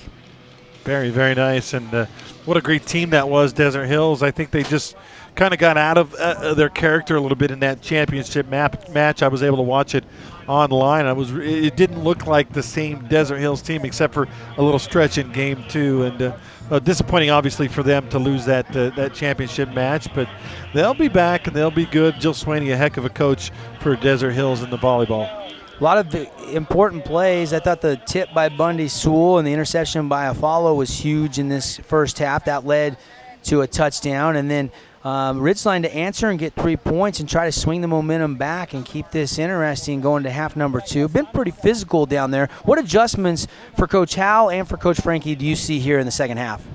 Well, I think the big thing is going to be that very first possession.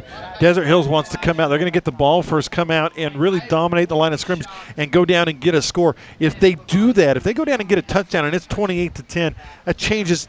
Basically, Ridgeline has to throw out their game plan and just start running 2-minute offense the rest of the game if they're down 18 points. So that's going to be the big thing, I think, to start off for me. But if they're able to get a stop and keep it an 11-point game, I think Ridgeline needs to get back to their bread and butter. That's Levani DeMooney and Cody Olson and Peyton Thomas running the football.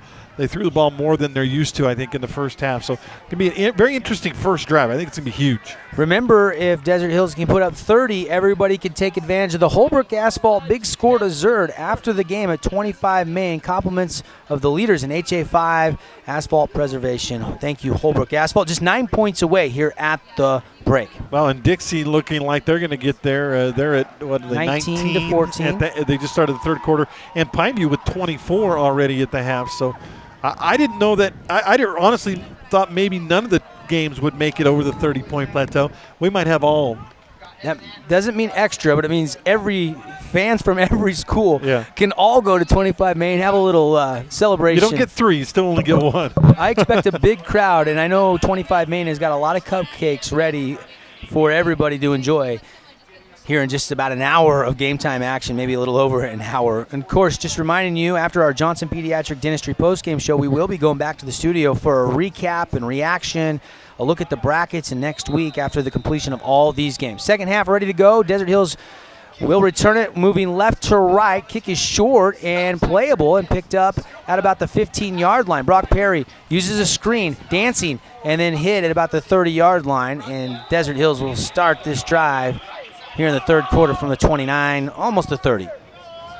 Yeah, that was a weird kick because normally at that trajectory and that angle, it's going to either go out of bounds or skim into the end zone. It hit the point of the football on the ground and stopped. And Perry had to run up there and make the play. I'll give him the 30. 15-yard return on a little squibber. And now look who's at quarterback. Did I not talk about Nephi Sewell, maybe the Wildcat look? Yep. Here he is. He's going to run it over there behind Perry. He makes a cut back, runs over a man, and is out across the 40, and that's a first down for Nephi Sewell, a 10-yard carry out of the Wildcat. Now, were you guessing, or did you get some insight from somebody? Coach Frankie said that he would not hesitate to put Nephi Sewell at quarterback at some point in this game. Like Nyberg last time Dixie played, I think Nephi can throw the football, but I think they'd rather not. 10-yard carry for Sewell. That gives him 74 yards in the contest. They'll run it to him again. Grabbed, jersey, and then the swarm, and he's going to get about 2 yards on that tote.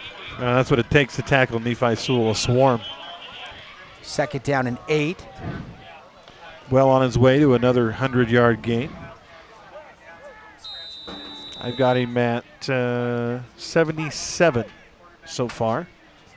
11-10 to go here. Early moments of the third quarter. Desert Hills leading 21-10. Thanks for joining us on CEC TV, online, or on ESPN Radio. Marco Jordan switching, goes to the slot.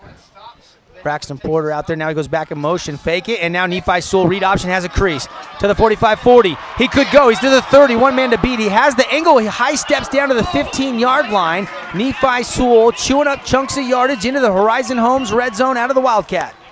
That was a great tackle in the open field because I thought, like most people in this stadium, that Nephi Sewell was gone.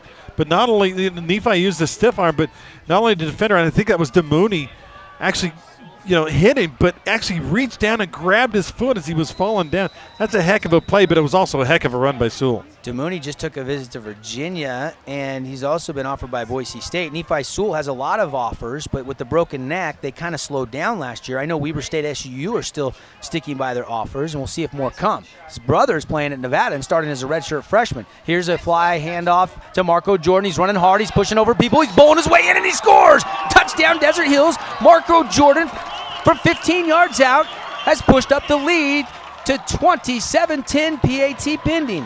That was quick and relatively easy. They did sneak Kaiser back in at quarterback. He's actually ran that play, and it was a little jet or fly sweep, whichever you want to call it. But Jordan, instead of taking it around the edge, he saw a hole and hit it. Remember, he's a former running back, and then it was just an effort and want to after that. So that caps off a terrific drive, all on the ground for the Desert Hills Thunder. And here's the Kelly Jewelers extra point. Scott Kelly and his staff. They know custom, and it's up and it's good on the one-loss scoreboard at 10:17 to go here, third quarter, 28-10. Desert Hills leads Ridgeline. We'll be right back.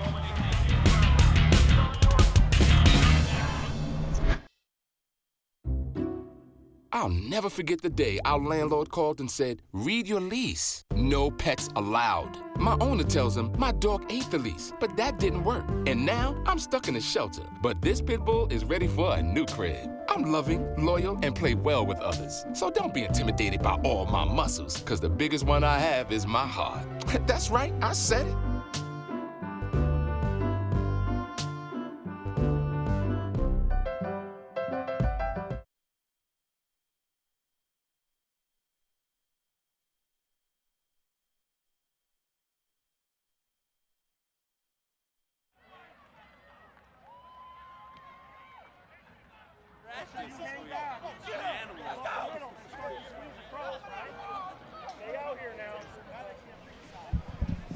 Welcome back, Devin Dixon, Andy Griffin with you, and four-play drive with Nephi Sewell running the Wildcat, and then Marco Jordan taking in from 15 yards out on a real hard run right up the middle.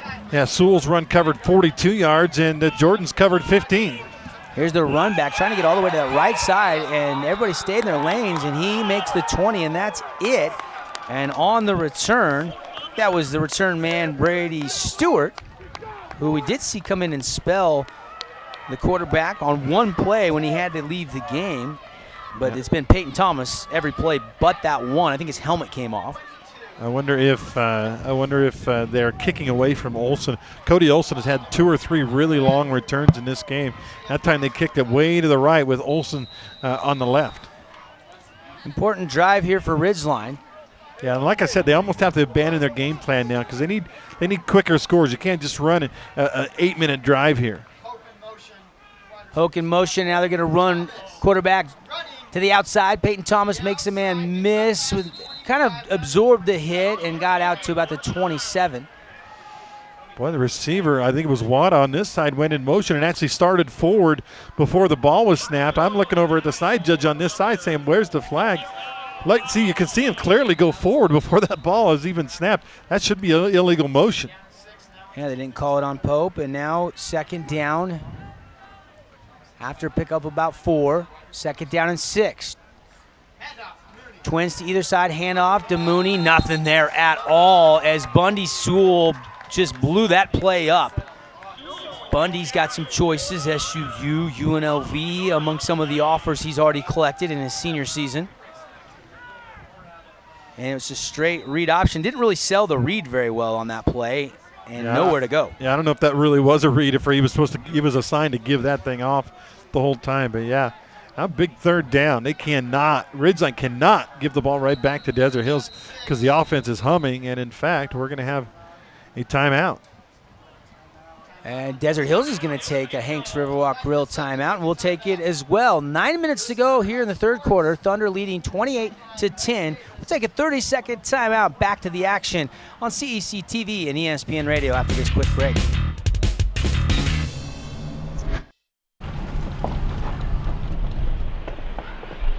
Got a quarter?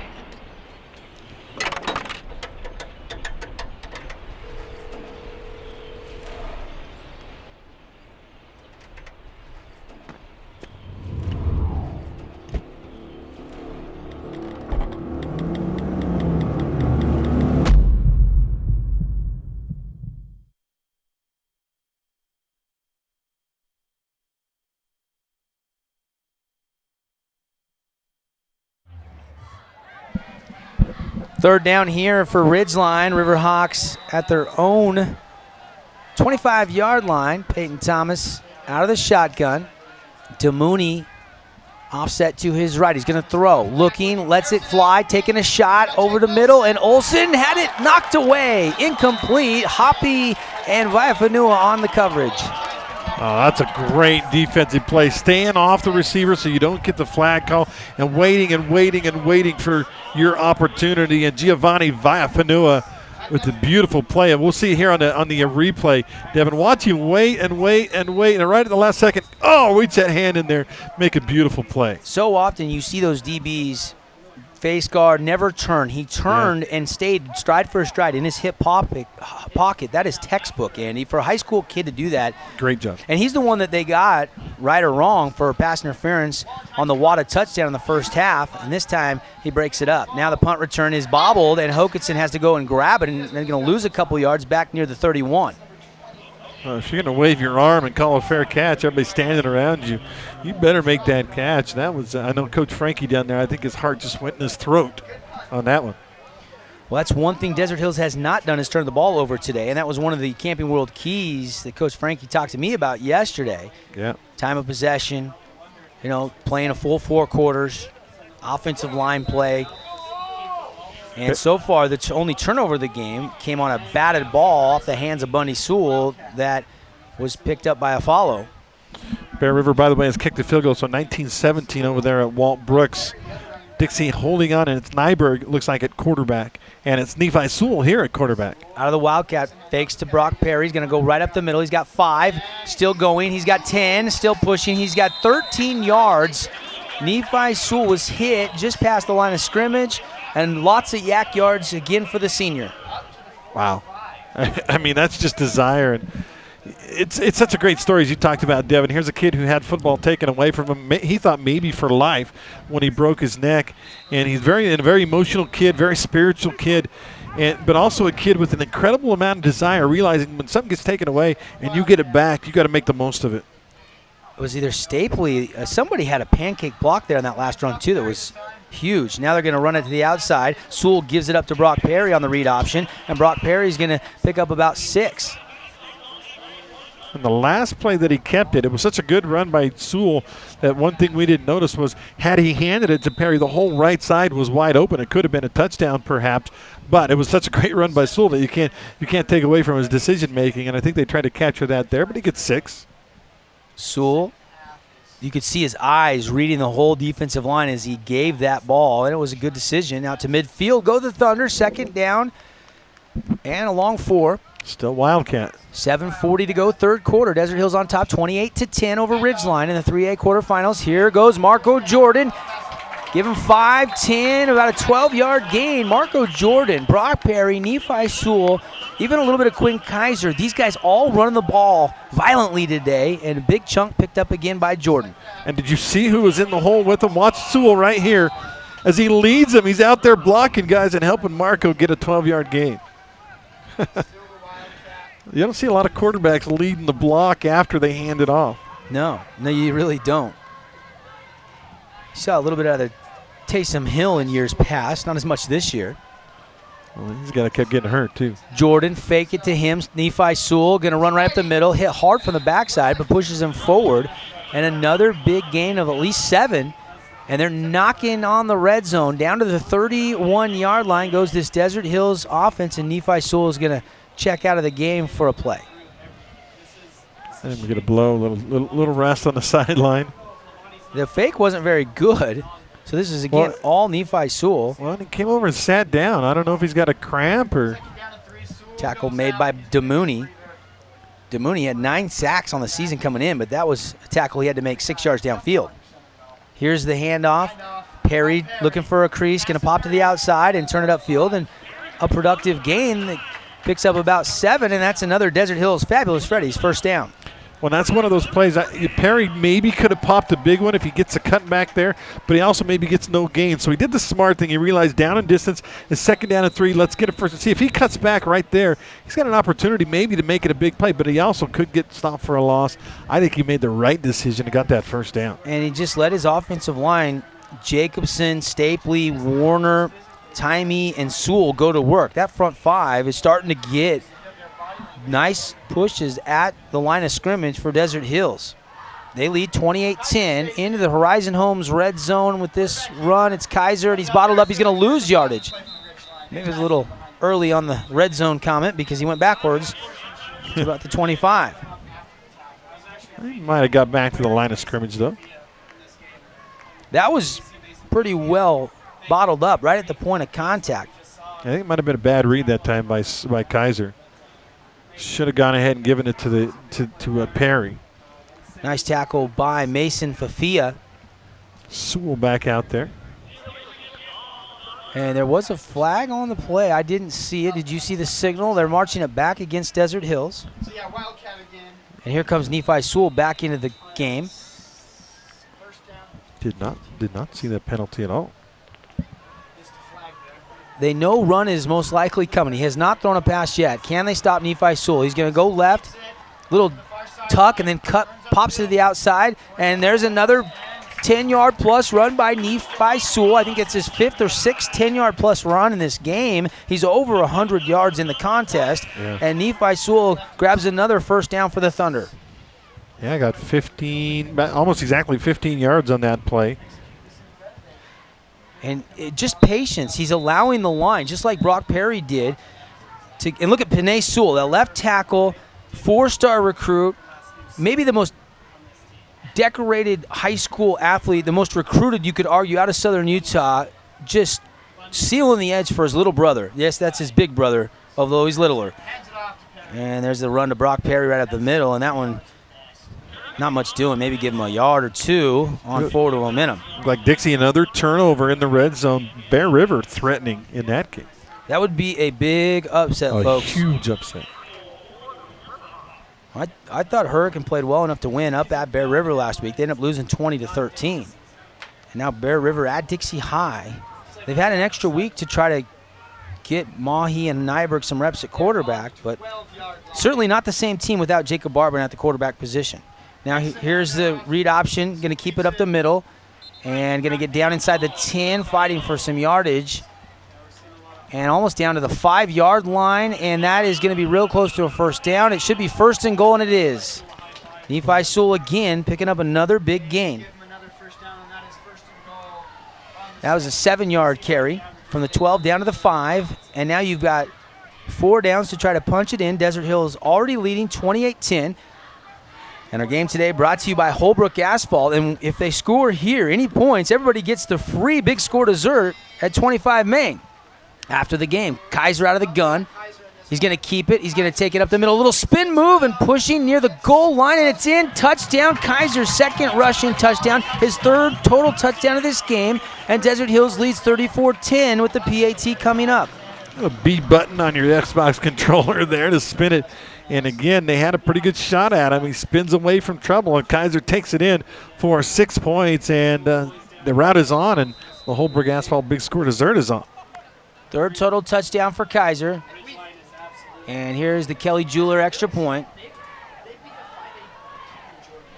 And now the snap, the hold, good. The kick is also good. And it's 35-10 Thunder, 4:07 left in the 3rd quarter.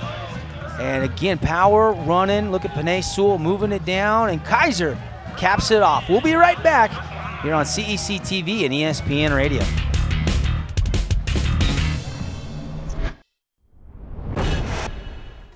Hey Dixie State fans, Carrick Stegmiller here. We've got a new athletic identity. We're building an all-new set, and a brand new show lineup is in store, all coming up this fall. Follow us on Facebook at Trailblazer Weekly to keep up with the latest Dixie State athletic news. It's Trailblazer Weekly, the all-new show, every Thursday at noon on CEC TV and SouthernUtahLive.com.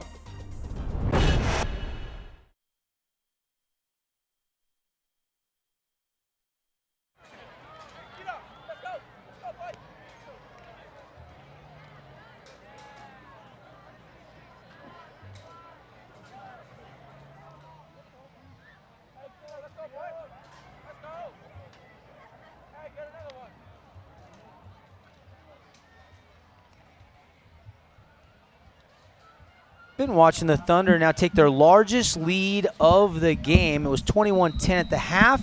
They've got 14 unanswered here in the 3rd quarter, and they'll kick off to the Riverhawks.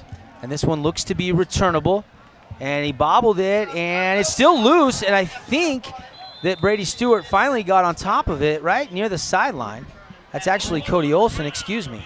Yeah, they switched sides because Desert Hills was kicking away from him, and he had a hard time. There's no handle on that football. I had a hard time picking it up. Olson will limp out of there. By the way, Tooele opens the second half with a touchdown drive, but they missed the extra point, so Pineview right now leads 24-23 in that game, and we got some good ones going around, but here it's been really the muscle of Desert Hills. And a lot of people thought this had the makings of maybe the best game going in, but I always say expect the unexpected. You never know. Precisely. Out of the gun, here is Peyton Thomas directing traffic. He's thrown for one touchdown to Wada in this game. Can he get something going through the air? He's going to roll out, throw on the run, and it is off the hands of Wada, incomplete, well defended by a couple Thunder DBs. Well, you got them where you want them. When they're having to throw the ball on first down and not run it anymore and stuff, that's exactly as a Thunder fan, they're sitting there going, all right, the other team's going to throw. We got good DBs. We got good pass rush. This is what we want. He wanted to throw it earlier, Andy, but then once he got outside, there's not really anywhere to go. He had to double clutch it.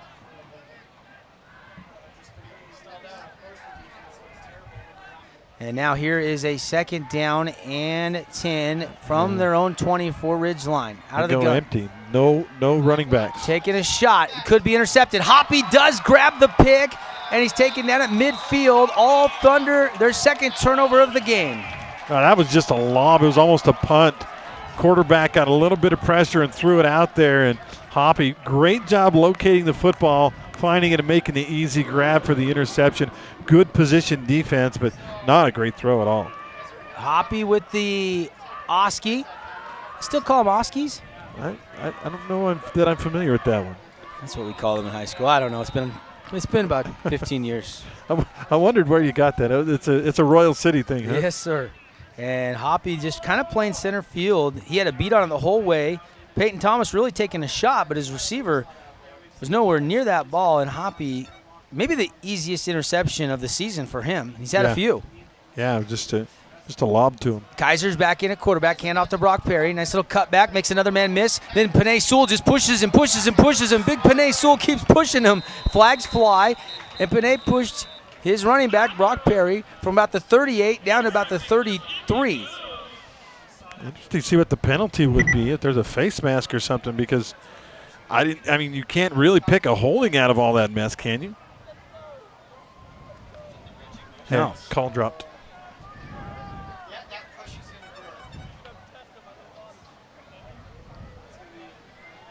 Back in our telecast, we'll get I guess we're disconnected for a moment with the radio, but there is a penalty on the play, and they're gonna march back. But tough call for Desert Hills as they have to take it back. They're gonna call a hold. But Panay almost picked Perry up and carried him a few extra yards there. Is that what they called? I don't know. Yeah, normally your tackle is lead blocking.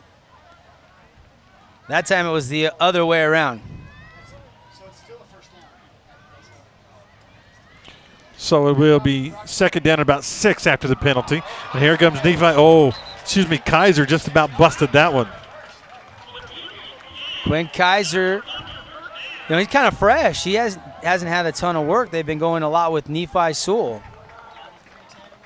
So Kaiser takes a look over to the sideline, and Desert Hills, after the penalty, apologize for our radio audience, but Kaiser making a nice little spin move. That's been his go-to move. And Desert Hills now driving at the 30-yard line of Ridgeline. Handoff, Marco Jordan, and nothing there, Andy. Maybe a yard, and that was it. Yeah, that play was meant to create deception as they sent Perry wide, thinking they were going to go wide with that one, but never really worked because of good penetration up the middle by Ridgeline. 2:47 left to go here in quarter number 3. 35-10, Desert Hills in control. And today's game brought to you by Intermountain Sports Medicine. We appreciate their support of Region 9 Athletics. Intermountain Sports Medicine supports each athletic trainer at all our local high school games throughout the region. At tonight's game, we have covering Sean Norton from Desert Hills. Thank you, Intermountain Sports Medicine. Bear River just scored and got a 2-point conversion. They lead by 6 over Dixie in the third quarter. Guys are going to take a shot, airing it out, and it is incomplete. Hokinson came back, adjusted at the 2, and he just couldn't bring it to his body. Incomplete pass. Oh, he's mad at himself, and he should be, because he did everything right, made a great adjustment to the ball. It was a little bit of a back shoulder fade. He had it. That should have been a touchdown. And then after he did everything right at the very end, he had to do one thing left, and that was catch the pass. And, well, he did. See on the replay. Beautiful adjustment. And he just, I don't know what happened, Devin. He just dropped the football. Alligator armed it. And Kaiser was hit as he throws it, and that maybe forced it to be short. It actually, though, worked out perfectly, except for the catch wasn't there. So here is a 3rd down and 9. Nephi Sewell going to run the Wildcat, and he's not going to get the first down. In fact, he's only going to get a couple yards inside the 30 to the 29. And now if you're Coach Frankie, you're looking at a 40-plus yard field goal. Yeah, I think they got to go at this point. It's just going to be a lengthy field goal, probably about a 46-yard attempt. Too far in high school. Unless you've got a Riley Stevenson or Corey Edwards. There's a couple of great players we've seen in the past here in the South. Nice little fake. Sewell really left it with Brock Perry as long as he could, but at the point of attack, not much doing. So 4th down, 7 yards to go. Ball at the 29 of Ridgeline. Sewell going to throw. He's going to throw it up. Braxton Porter's going to catch it down at the 10-yard line. First down, Thunder. And who knew Nephi Sewell was left-handed? First pass completion of the season. I was going to say that's his first pass attempt and completion of the season. And Coach Frankie's got to be over there kind of grinning like, yeah, see, I got a little secret I didn't tell anybody. He could throw the ball. Honestly, I did not know that he was left-handed until that pass. I have not seen him throw a pass. Coach Frankie obviously pulling out some tricks here in this one. And it was a good pass where Porter could go up high and grab it. 1 minute to go in the 3rd. Sewell's going to keep it. He's going to break a tackle. He's at the 9, down to the 5. He's reaching for the pylon. Touchdown. There is a flag down on the play. Yeah, we won't count that just yet, but great run, great speed. You don't think he's fast? He's fast, too. So we'll wait the flag. It officially is a hold on the Thunder, and that'll nullify the 10-yard touchdown run. Yeah, we'll mark that one back a little bit. And they'll have to do it again. But see if we can pick up the hold on the replay. What a great move on the outside contained guy. And then a broken tackle. I don't know. Hard to see where that flag. They calling that at the 1? Yeah, that's the one they call it because they only march it out to the 12-yard line. Was it really late where he threw it? The flag came in really late as he was going into the end zone. Well, they'll reset. It'll be ball from the 12-yard line. Replay first down. Now they stop it. Official will take a timeout. That is a 1-yard penalty. But it does take points off the board. Yep. We've got 54 seconds to go here in the 3rd quarter.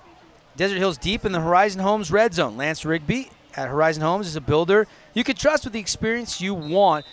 If you want custom, you want someone you can deal directly with to have the colors, the finishes on your new custom home. Check out LanceRigbyHomes.com.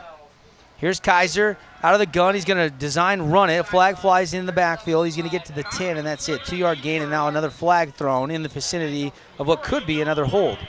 Yeah, getting a little workout there. The white hat. That's definitely going to be a hold, and Desert Hills going the wrong direction. That's too bad because they've had some fantastic drives in this half. Again, it's on. Desert Hills over 30 points. They got 35-10 lead, and that means everybody gets the Holbrook Asphalt Big Score dessert. You can head on over there anytime right now or after the game and take advantage of the free Holbrook Asphalt Big Score dessert. And that was in the backfield from the 14. Spot foul out to the 24. So now it's 1st and goal still, but we're all the way back out the 24-yard line. Final, East has beaten Timpview 47-34. Not a surprise. He's still undefeated. Best team in 4A. Not a blowout, though. Now they're going to run it to Kaiser. Kaiser is going to be bottled up and taken down. He's going to lose a yard or two. 2-yard loss, it looks like, for Kaiser. And Desert Hills, who had the ball deep in the red zone, had the touchdown, had it called back. Now they've got another hold, and now they're facing second down and goal, and they're going to let the quarter in. They're going to let this go all the way down, 5-4, and that'll do it. 3 quarters in the books here in the second round, the quarterfinals of the 3AA state tournament here in the state of Utah. We'll come back for the fourth quarter. Desert Hills facing a second down and goal situation on the one-loss scoreboard. Again, 35-10 Thunder leading the Riverhawks.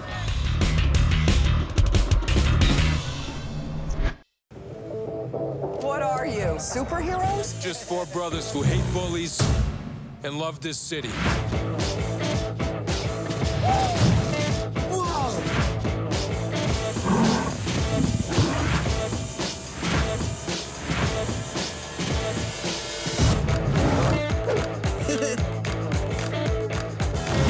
Gear up, guys.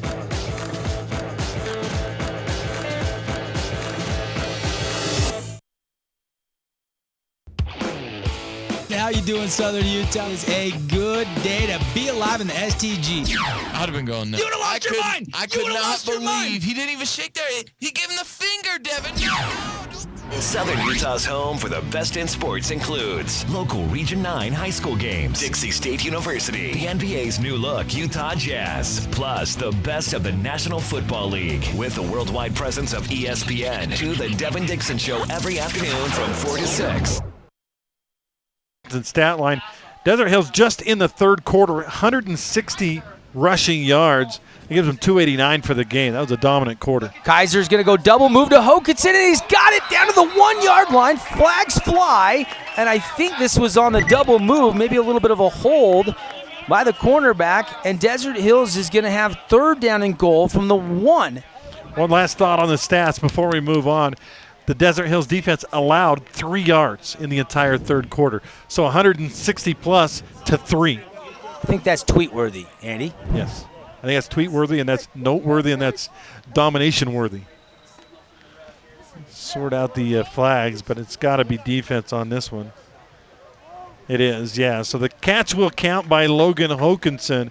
Pass interference on the defense called.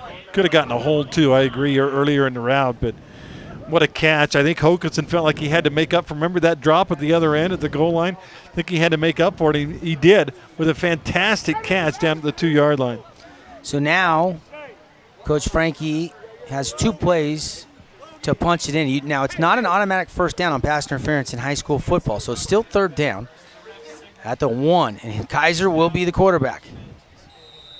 Braxton Porter will split out to the far side. Barbin and Hokinson to the near side, and Marco Jordan racing on the field. They're short a man. Nephi Sewell is not on the field right now.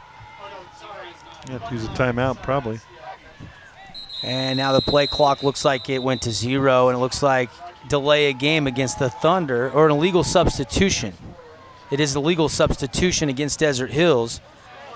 Well, they went from playing their best third quarter until this last drive has been kind of the last 3 or 4 plays have not been good. Looked like Dixie just scored. And they're extra point away from taking the lead. Yeah, we'll get you an update in just a second on that game. Try to get you an update from the Pineview game. Pineview, Dixie, Desert Hills, 3 teams left in the playoffs. 5 teams left from the 3AA North here in the quarterfinals. I haven't seen a score on that Park City game, have you? No, I have not. Here is now third down, and the ball was low, and Kaiser's going to grab it, throw it, complete it to Jordan. Jordan hit. He stretches to the goal line, and they're going to say no. His knee was down at the 1-yard line. It looked like the stretch was over the plane, but they're going to mark him just shy. It's going to be fourth down Thunder. Good position, though, by the official. He was right there, right on the goal line, watching that happen, and made the call. So Nyberg did hit Max Brown for the go-ahead scores. 26-25, Flyers lead Bear River with 9 minutes, 28 seconds left in the fourth quarter. Unexpectedly close game. I really thought Dixie, even with Barbin out, would roll in that one. But Bear River playing it tight.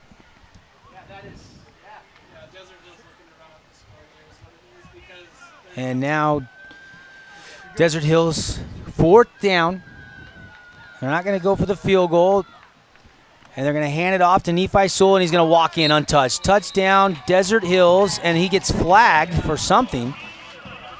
And that'll back him up on the kickoff. But a touchdown by Nephi Sewell.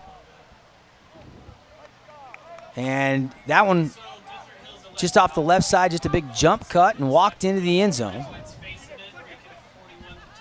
And the touchdown will stand, and Desert Hills now leads 47-10.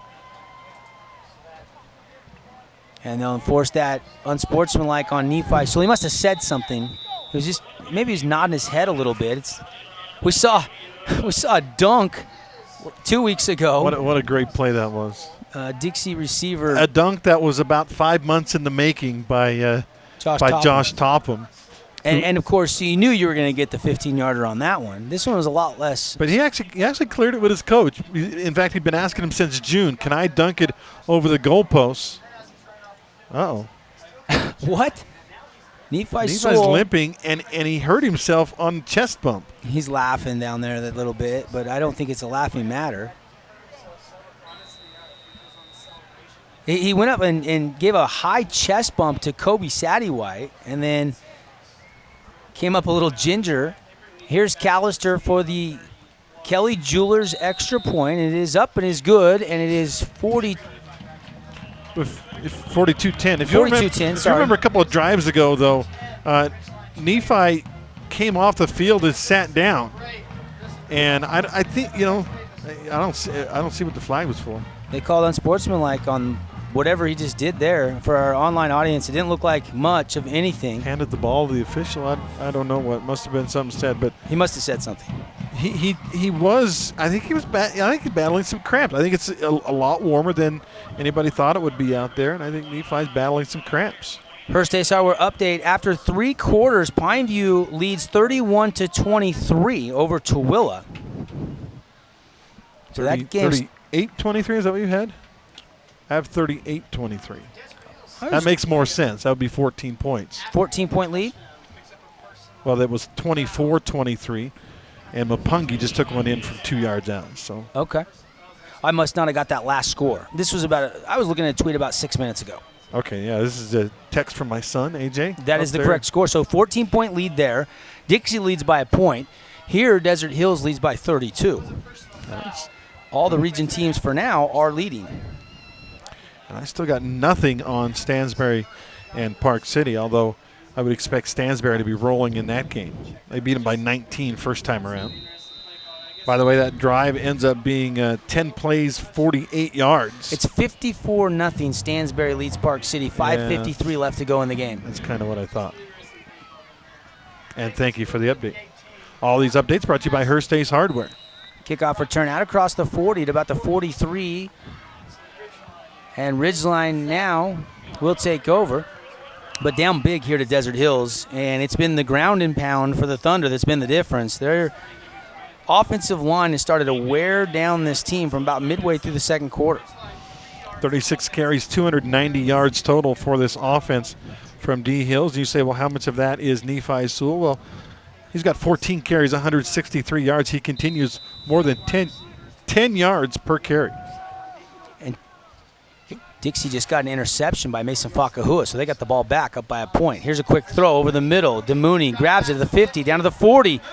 Hoppy goes low and tackles him at about the 30-yard line of Desert Hills. About a 33, 34-yard pickup over the middle to DeMooney.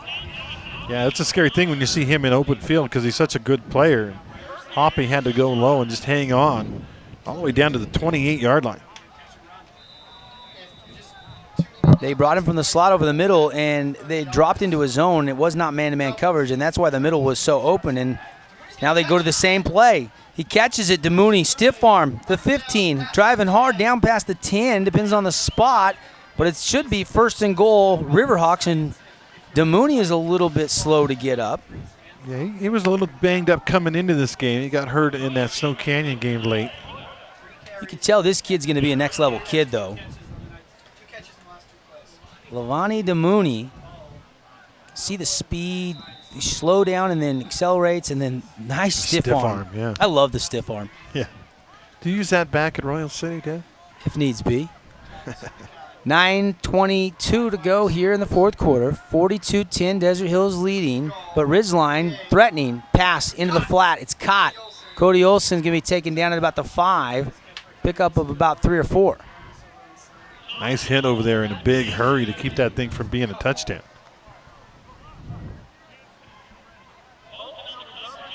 So now the Thunder still have their starters out for the most part defensively. In the replay, you can see boom flying in there and making the big hit. Peyton Thomas out of the gun. He's empty. Nobody in the backfield. Blitz comes. Tuileta missed him, and then the tackle from the backside. And the tackle was a good one, and that was Afualo. Yeah, he got out of the first one, but the wave of black jerseys kept coming. He ends up, I don't know, about no gain or maybe loss of a yard. No huddle. Third down. 8 minutes and 27 seconds left in this one. Thomas going to throw. Now he's going to run, and Carter Reynolds is going to sack him at the 10. Reynolds gets the Desert Pain Specialist sack. The first, I think, of the game. Maybe the second. There was one other one by Henry. And Desert Pain Specialists reminding you their patients are their number one priority. Live a pain-free life. 1494 Master Drive. Ever since DeMooney went out of the game, they can't move the football. Need to run that same play, even get someone else to run that same pattern, a little crossing pattern right over the middle. Single receiver to the short side, trips to the far side. And they're going to throw it to the short corner, a fade route, jump ball, and I think he caught it. Touchdowns, Riverhawks. That's a great, great grab over there. Wallentine made the grab, one-on-one coverage, touchdown, Ridgeline. Theron Wallentine was covered. Make no mistake, there was a guy right on him.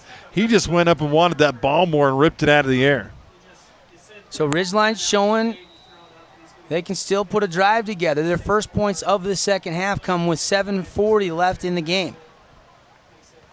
Kelly Jewelers' extra point is up, and it is good, 42-17, and we'll take the timeout. On the one-loss scoreboard, all Thunder, but Wallentine with the touchdown reception, and Ridgeline not going down without a fight. We'll be right back. There is a place where rocks bleed and nature blushes on a battlefield green with envy, where dimples determine destiny and a tiny wooden tee holds the outcome in the balance. There is a place where friends are opponents and opponents are friends, where the prize is elusive, the conquest is captivating, and the score isn't settled till the drinks are down. There is a place.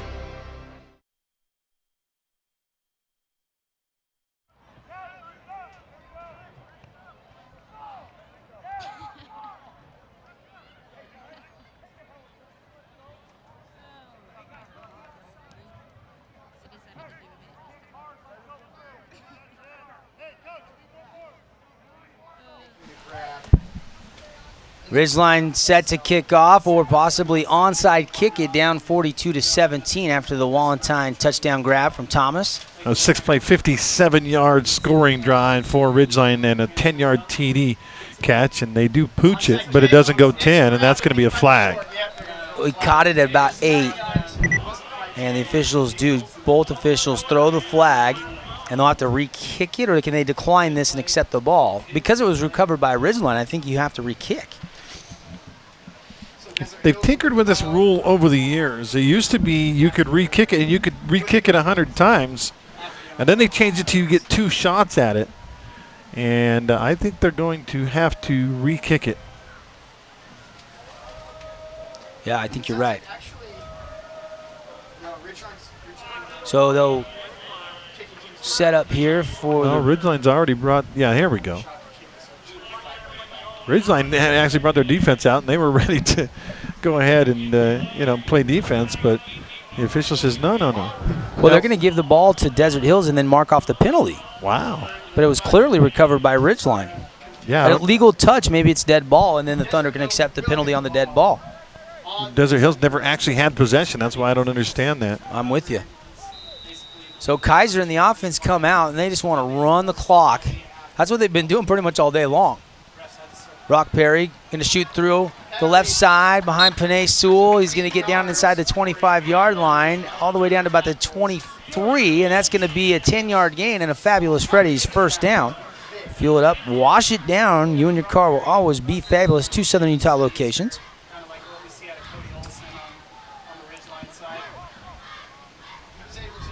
Who was on the carry that time, Devin? That was Brock Perry. Brock, okay. Kaiser at quarterback. Jerem Hansen into the game. He's on the left side of Kaiser. Brock Perry on the right side. Looks like Nephi Sewell's day is done. Hokinson and Braxton Porter still in. They're going to give it to Brock Perry. Perry's going to get down to the 20, and he's brought down by DeMooney, as well as Brady Stewart converging on the stop for the Riverhawks. Trying to see if Nephi's walking around or what. I honestly think he was having some cramps and things. I don't think it was an actual injury. I don't see him down there. Do you, Devin? I don't see him. Handoff. And a little tackle out there after about a 2-yard pickup. That's Jerem Hansen on the carry. Told you that it was Stansbury up big. Yeah, 54-0 with 5 minutes left. And there is Hansen on the short run of a couple. 2nd down and 8. And Tooele has cut it to an 8-point game. Nyberg just got picked off in the red zone, so Bear River has 3:09 on the clock, 90 yards to go. Dixie leading by 1 point, 26-25. We'll keep you posted on that one. We'll have a complete wrap-up in our wrap-up show after the post-game show from this one, as Hansen's going to run it off the left side. Ball hits the ground, and it pops out, and the officials say, no, it did hit the ground. And it'll be 3rd down after a 3-yard gain, 3rd and 5. Hansen getting some work here. Nice job, one-handed tackle. 5.5 minutes left. And then the ball popped out, but not before it hit the ground. It was a long drive down here from Cache Valley. 3rd and 5 here. Really, Desert Hills could kick the field goal if they don't get it. Last time they did, and they elected to go ahead and punch it in, and they got the touchdown. Kaiser, handoff, and it's Hansen. Hansen going to surge across the 10 down to the 9, and they're going to mark him near the 8. That's a 1st down, Desert Hills. Clock continues to tick as soon as they set the chains for 1st and goal. Just under 5 minutes to play. And again, you can see that offensive line. Look at Panay Sewell and the rest of that O-line doing work. So Thunder can continue to work on the clock. And it's 1st and goal from the 8. Officially mark it down at the 8. We're going to have Andy Thompson for an update just a second here from Dixie High School with more on that Flyers Bear River Bears game. It's coming right down to it in Walbrooks. Kaiser going to hand off Brock Perry, going wide, and he makes a spin move and makes another spin move and is tackled at about the 3-yard line. I don't know how he got to the 3. He looked like he had nowhere to go. Like he split 2 defenders who hit each other somehow. Let's go to Andy Thompson. Andy, tell us what's going on over there at Dixie Bear River. I hear it's a 1-point game with just about 3 minutes to go in the.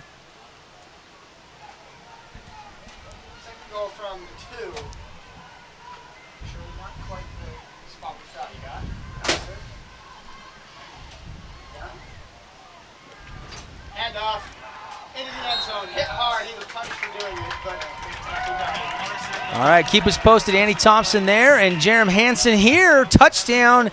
It's a 3-yard touchdown run, and Desert Hills certainly is getting everybody the Holbrook Asphalt big score dessert as they score again here in the 4th quarter. 3:44 to go. Here's the Kelly Jewelers extra point.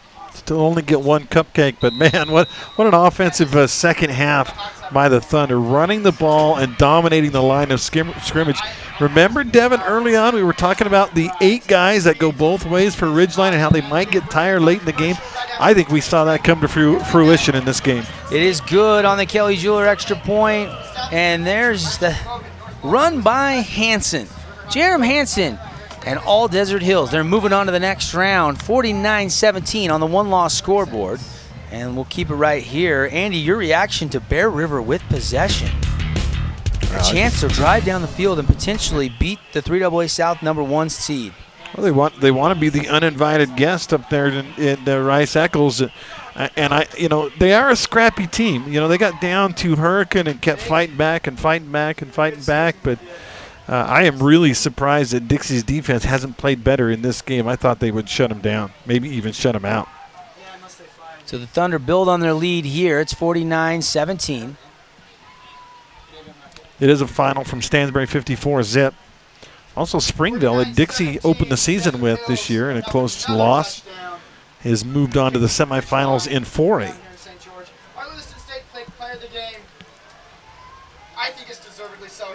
And here's the kickoff for the Thunder. He's been solid all year. And the kick, end over end, returnable from the 3. Here's Hansen. Hansen has a little crease to the outside, out near the 25, out to 27 before he's brought down by a host of Thunder Hills players. Lone Peak with a 52-37 lead over Jordan. We know about these teams because Dixie played Lone Peak and lost in that game, and Jordan played this team right here, Desert Hills, won it barely 28-21. And it looks like Hobbs Nyberg has just intercepted Bear River. And they take over near midfield with 2 minutes left. Wow, need some first downs now. 1st and 10 for Peyton Thomas. Ridgeline at their own 30-yard line. Trailing 49-17.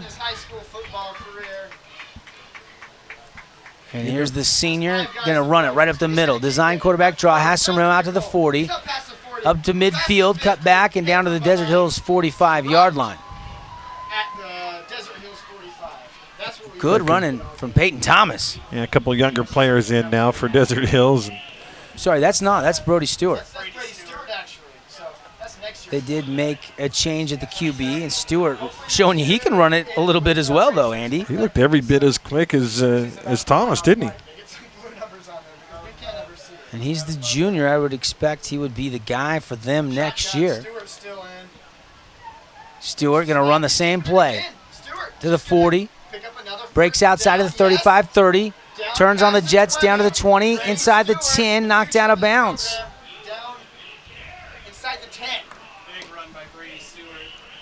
Who is this kid? Maybe he should have been in the game all along. Wow. Again, we got a bunch of younger guys in for D Hills trying to get a little playoff playing time. They spotted what at about the 9. And I believe we're going to have an update from Andy Thompson during this timeout. We'll keep it here, but we'll go over to Dixie High School, and we'll get exactly what's going on. Crazy game, 26-25. Andy, bring us up to speed. Or maybe we don't have Andy. Well, I don't want to spoil his novel, but I know it's a final. Dixie has held on. I heard after that Nyberg interception. Andy, are you with us, buddy? No, we didn't get him. He's probably heading back to the One Loss Studios, and he'll have a complete wrap on that game. We'll get you updates on Pineview. They are beating Bear River right now. That game over on 890 KDXU. Has it went final yet? I don't think it has. Here, there's 2:58 to go. So Dixie has won. Desert Hills on their way to winning, 49-17. Ridgeline is into the Horizon Homes red zone. Again, coming up, we'll have the Johnson Pediatric Dentistry post-game report, followed by the Region 9 wrap-up show, while you make your way for the Holbrook Asphalt Big Score dessert at 25 Main. Yeah, we've talked about that every week, and I have never gotten one because I always have to work after the game, Dev. Brady Stewart going to throw it into the end zone, and it's deflected, incomplete. And again, that was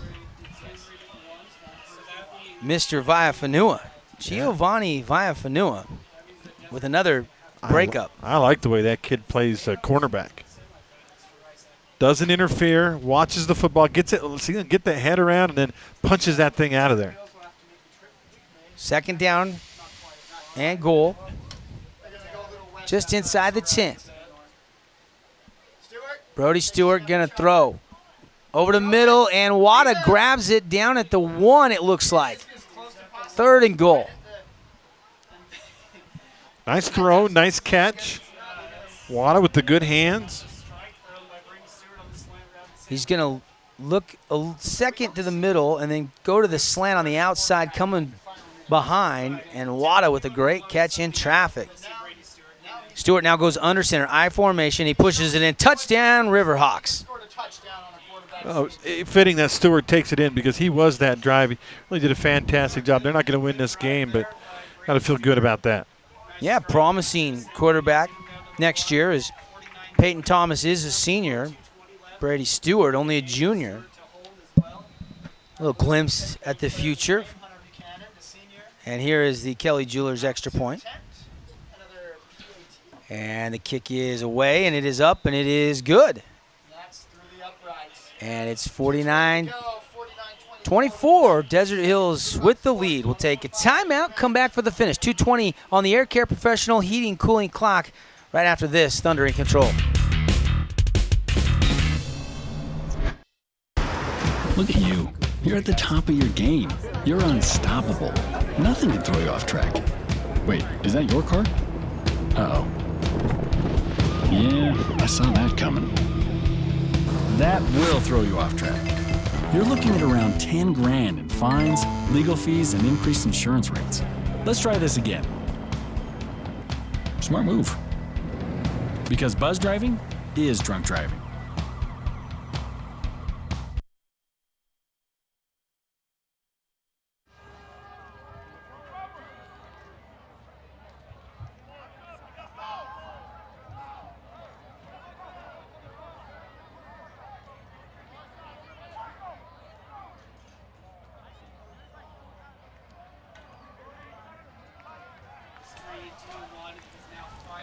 Welcome back. 2:20 on the clock. Devin Dixon, Andy Griffin with you. Desert Hills up 49-24. And we'll be naming a DATS Trucking Player of the Game as they'll kick this one deep. No onside kick and returnable from the 10 for Brock Perry. And he's clipped up and gets out across the 25-yard line. And number 2 for Desert Hills. Got to be in the conversation. Yeah, you think? Every game. The offensive line has done a nice job today. Kaiser's managed the game. Brock Perry's played well. Have we named an O-lineman a player of the game this year?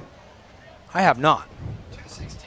Might be the time. Panay Sewell could be that guy. He's had some really good blocks sealing the edge. And Desert Hills can just really take a knee if they choose to for 4 times. And if there's still a couple seconds, they can just kick the football. Thunder will play Stansbury next week.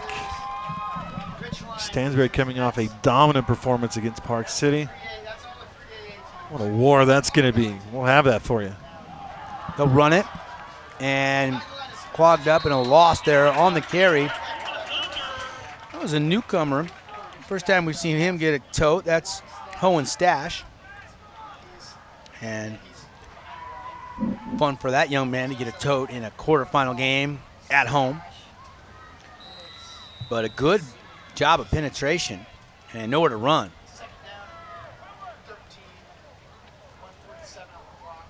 You got Hansen and Stash in there on each side of Kaiser. He's going to let this go all the way down and snap it with 1 or 2 seconds on the clock.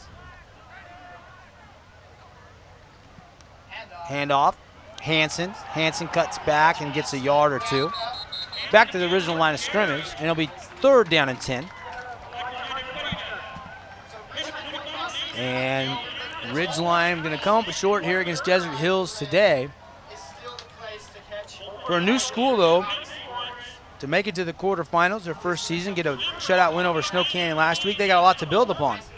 Yeah, number 3 seed, that did some good things this season, got some big wins, but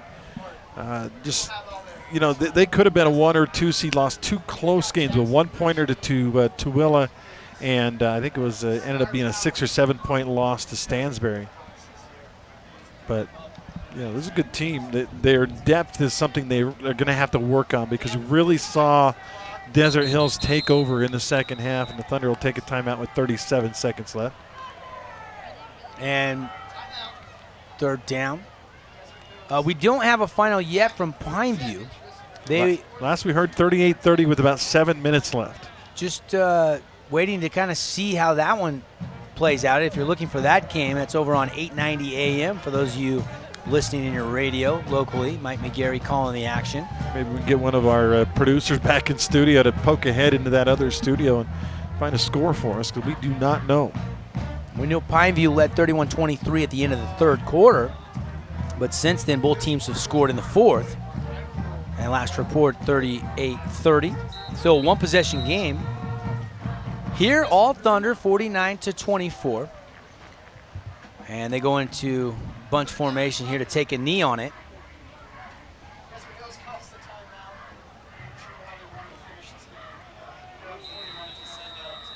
And now the Thunder look like they'll just take a knee on it. And they do. Just got a text from AJ, and Tooele said it's still 38-30. 30 seconds left. Tooele, though, inside the 20-yard line of Pineview. Wow, got to score and connect on the 2-point try. You still like where Pineview's at on the road. A chance to get a turnover and end it, or a stop. And that'll do it here. Yeah, I don't think they have to snap it again. I think that's a ball game. And Thunder will march on. They get the win, 49-24. They're headed north, folks. They'll play Stansbury next week. And we'll talk about it. We bring you the Johnson Pediatric Dentistry post-game show. We come back, we'll talk about the nominees for Dad's Trucking Player of the Game, Appliance Wholesalers Plus Playmaker Play of the Game, as well as name a Jimmy John Super Sub of the Game. It's all coming up, plus some final stats brought to you by Wilkinson. Stick around. We invite you to join us for the post-game festivities. After this 2-minute timeout, we'll also have some highlights in case you joined us late for our online or television audience. 49-24, the final on the one-loss scoreboard. Desert Hills over Ridgeline.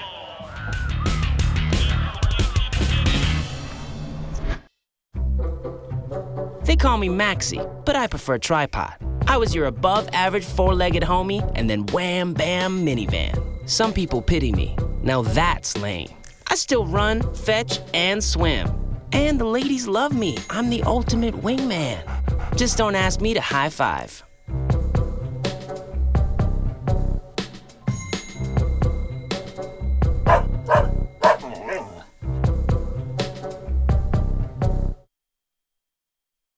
There is a place where the sun doesn't hide in the winter, where the greens stay green and the crimson canyons still glow.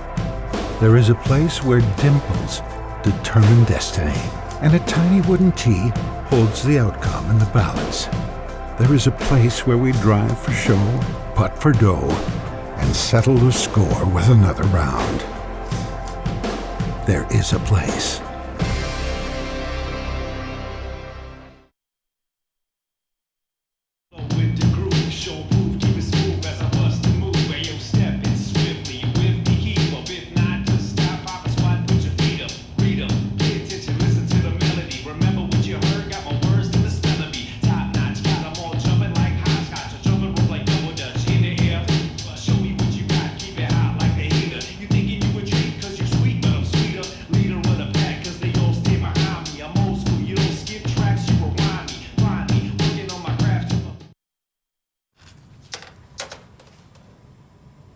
Wow, these are really good. You act surprised.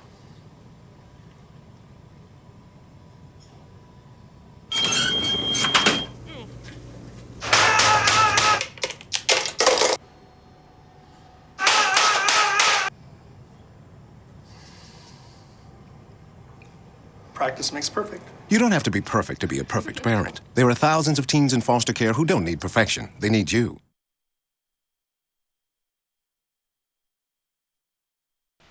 Welcome back to Desert Hills High School, and while this one was a 49-24 win for Desert Hills to advance to play Stansbury, the other two games in the region are nail-biters, or were nail-biters, as we officially welcome you into the Johnson Pediatric Dentistry post-game show. Dr. Cody and staff make your kids feel right at home. See why so many parents choose Dr. Cody at Johnson Pediatric Dentistry. All right, yeah, let's go to the scores real quick. It was Dixie with a 26-25 win at home against Bear River in a game way closer than we thought it was going to be. Even with Barban out, we thought Dixie would just take over with a great defense and Hobbs and Nyberg, but they did not. And then Pineview goes up to Tooele and jumps out to a 17-zip lead. Looks like they're going to blow the Buffaloes off the field, Devin. And the 2-point conversion is no good, meaning with under 30 seconds to go, Pineview has a 38-36 lead. Tooele is trying an onside kick even as we speak. This is craziness going around the state of Utah. The other game besides ours here was Stansbury 54-0 over Park City. And so Stansbury moves on and Desert Hills moves on to play each other next week. It'll be Desert Hills, Stansbury in one state semifinal. That'll be up there at Rice Echo Stadium. And the other semifinal, we think it's going to be Dixie Pineview.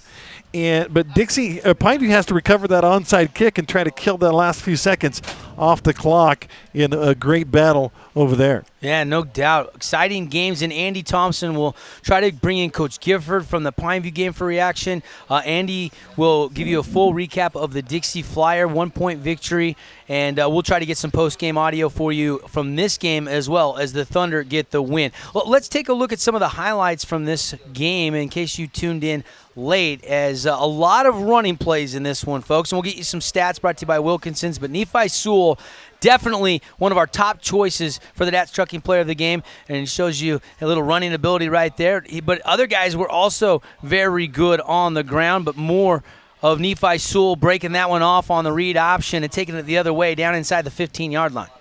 Yeah, Nephi ends up with 160-plus yards in the game in rushing. This is just a hard-nosed touchdown run, though.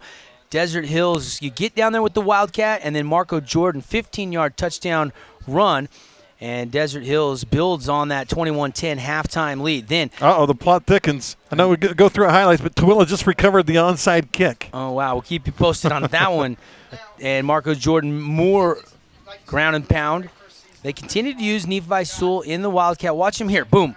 Puts that foot in the ground, breaks outside, down inside the 20, and just not one guy can tackle Nephi Sewell. So slippery.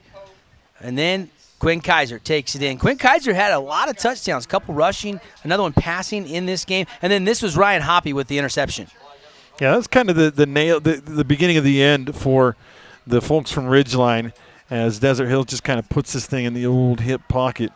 They do get a touchdown here to Wallentine, one-on-one coverage. Yeah, good catch. And that's the guy we've been praising all day, isn't it, on the defense? Yeah, that was Viafanua. Who had a couple of breakups. Then Quinn Kaiser gives it to Brock Perry. Watch the little spin move once, and then the next spin move again. Doesn't get in, but again, showing you the versatility of not just Nephi Sewell, but Brock Perry. And then Hansen gets the touchdown run, and that sealed it, more than sealed it, for Desert Hills. They do drive down the field. Brady Stewart does make a little shifty move, and this team did not go down without a fight as they took it all the way down into the red zone and they ended up getting a run right up the middle for the touchdown to make the final score 49-24. Yeah, just to illuminate with those highlights, some of the stats in this game. Desert Hills with 332 rushing yards. And you say, well, how is that per half? Well, they had 203 of those after halftime. Really did a great job of just controlling the line of scrimmage and kind of running it right down the throat of Ridgeline. And so they were able to really just dominate the line of scrimmage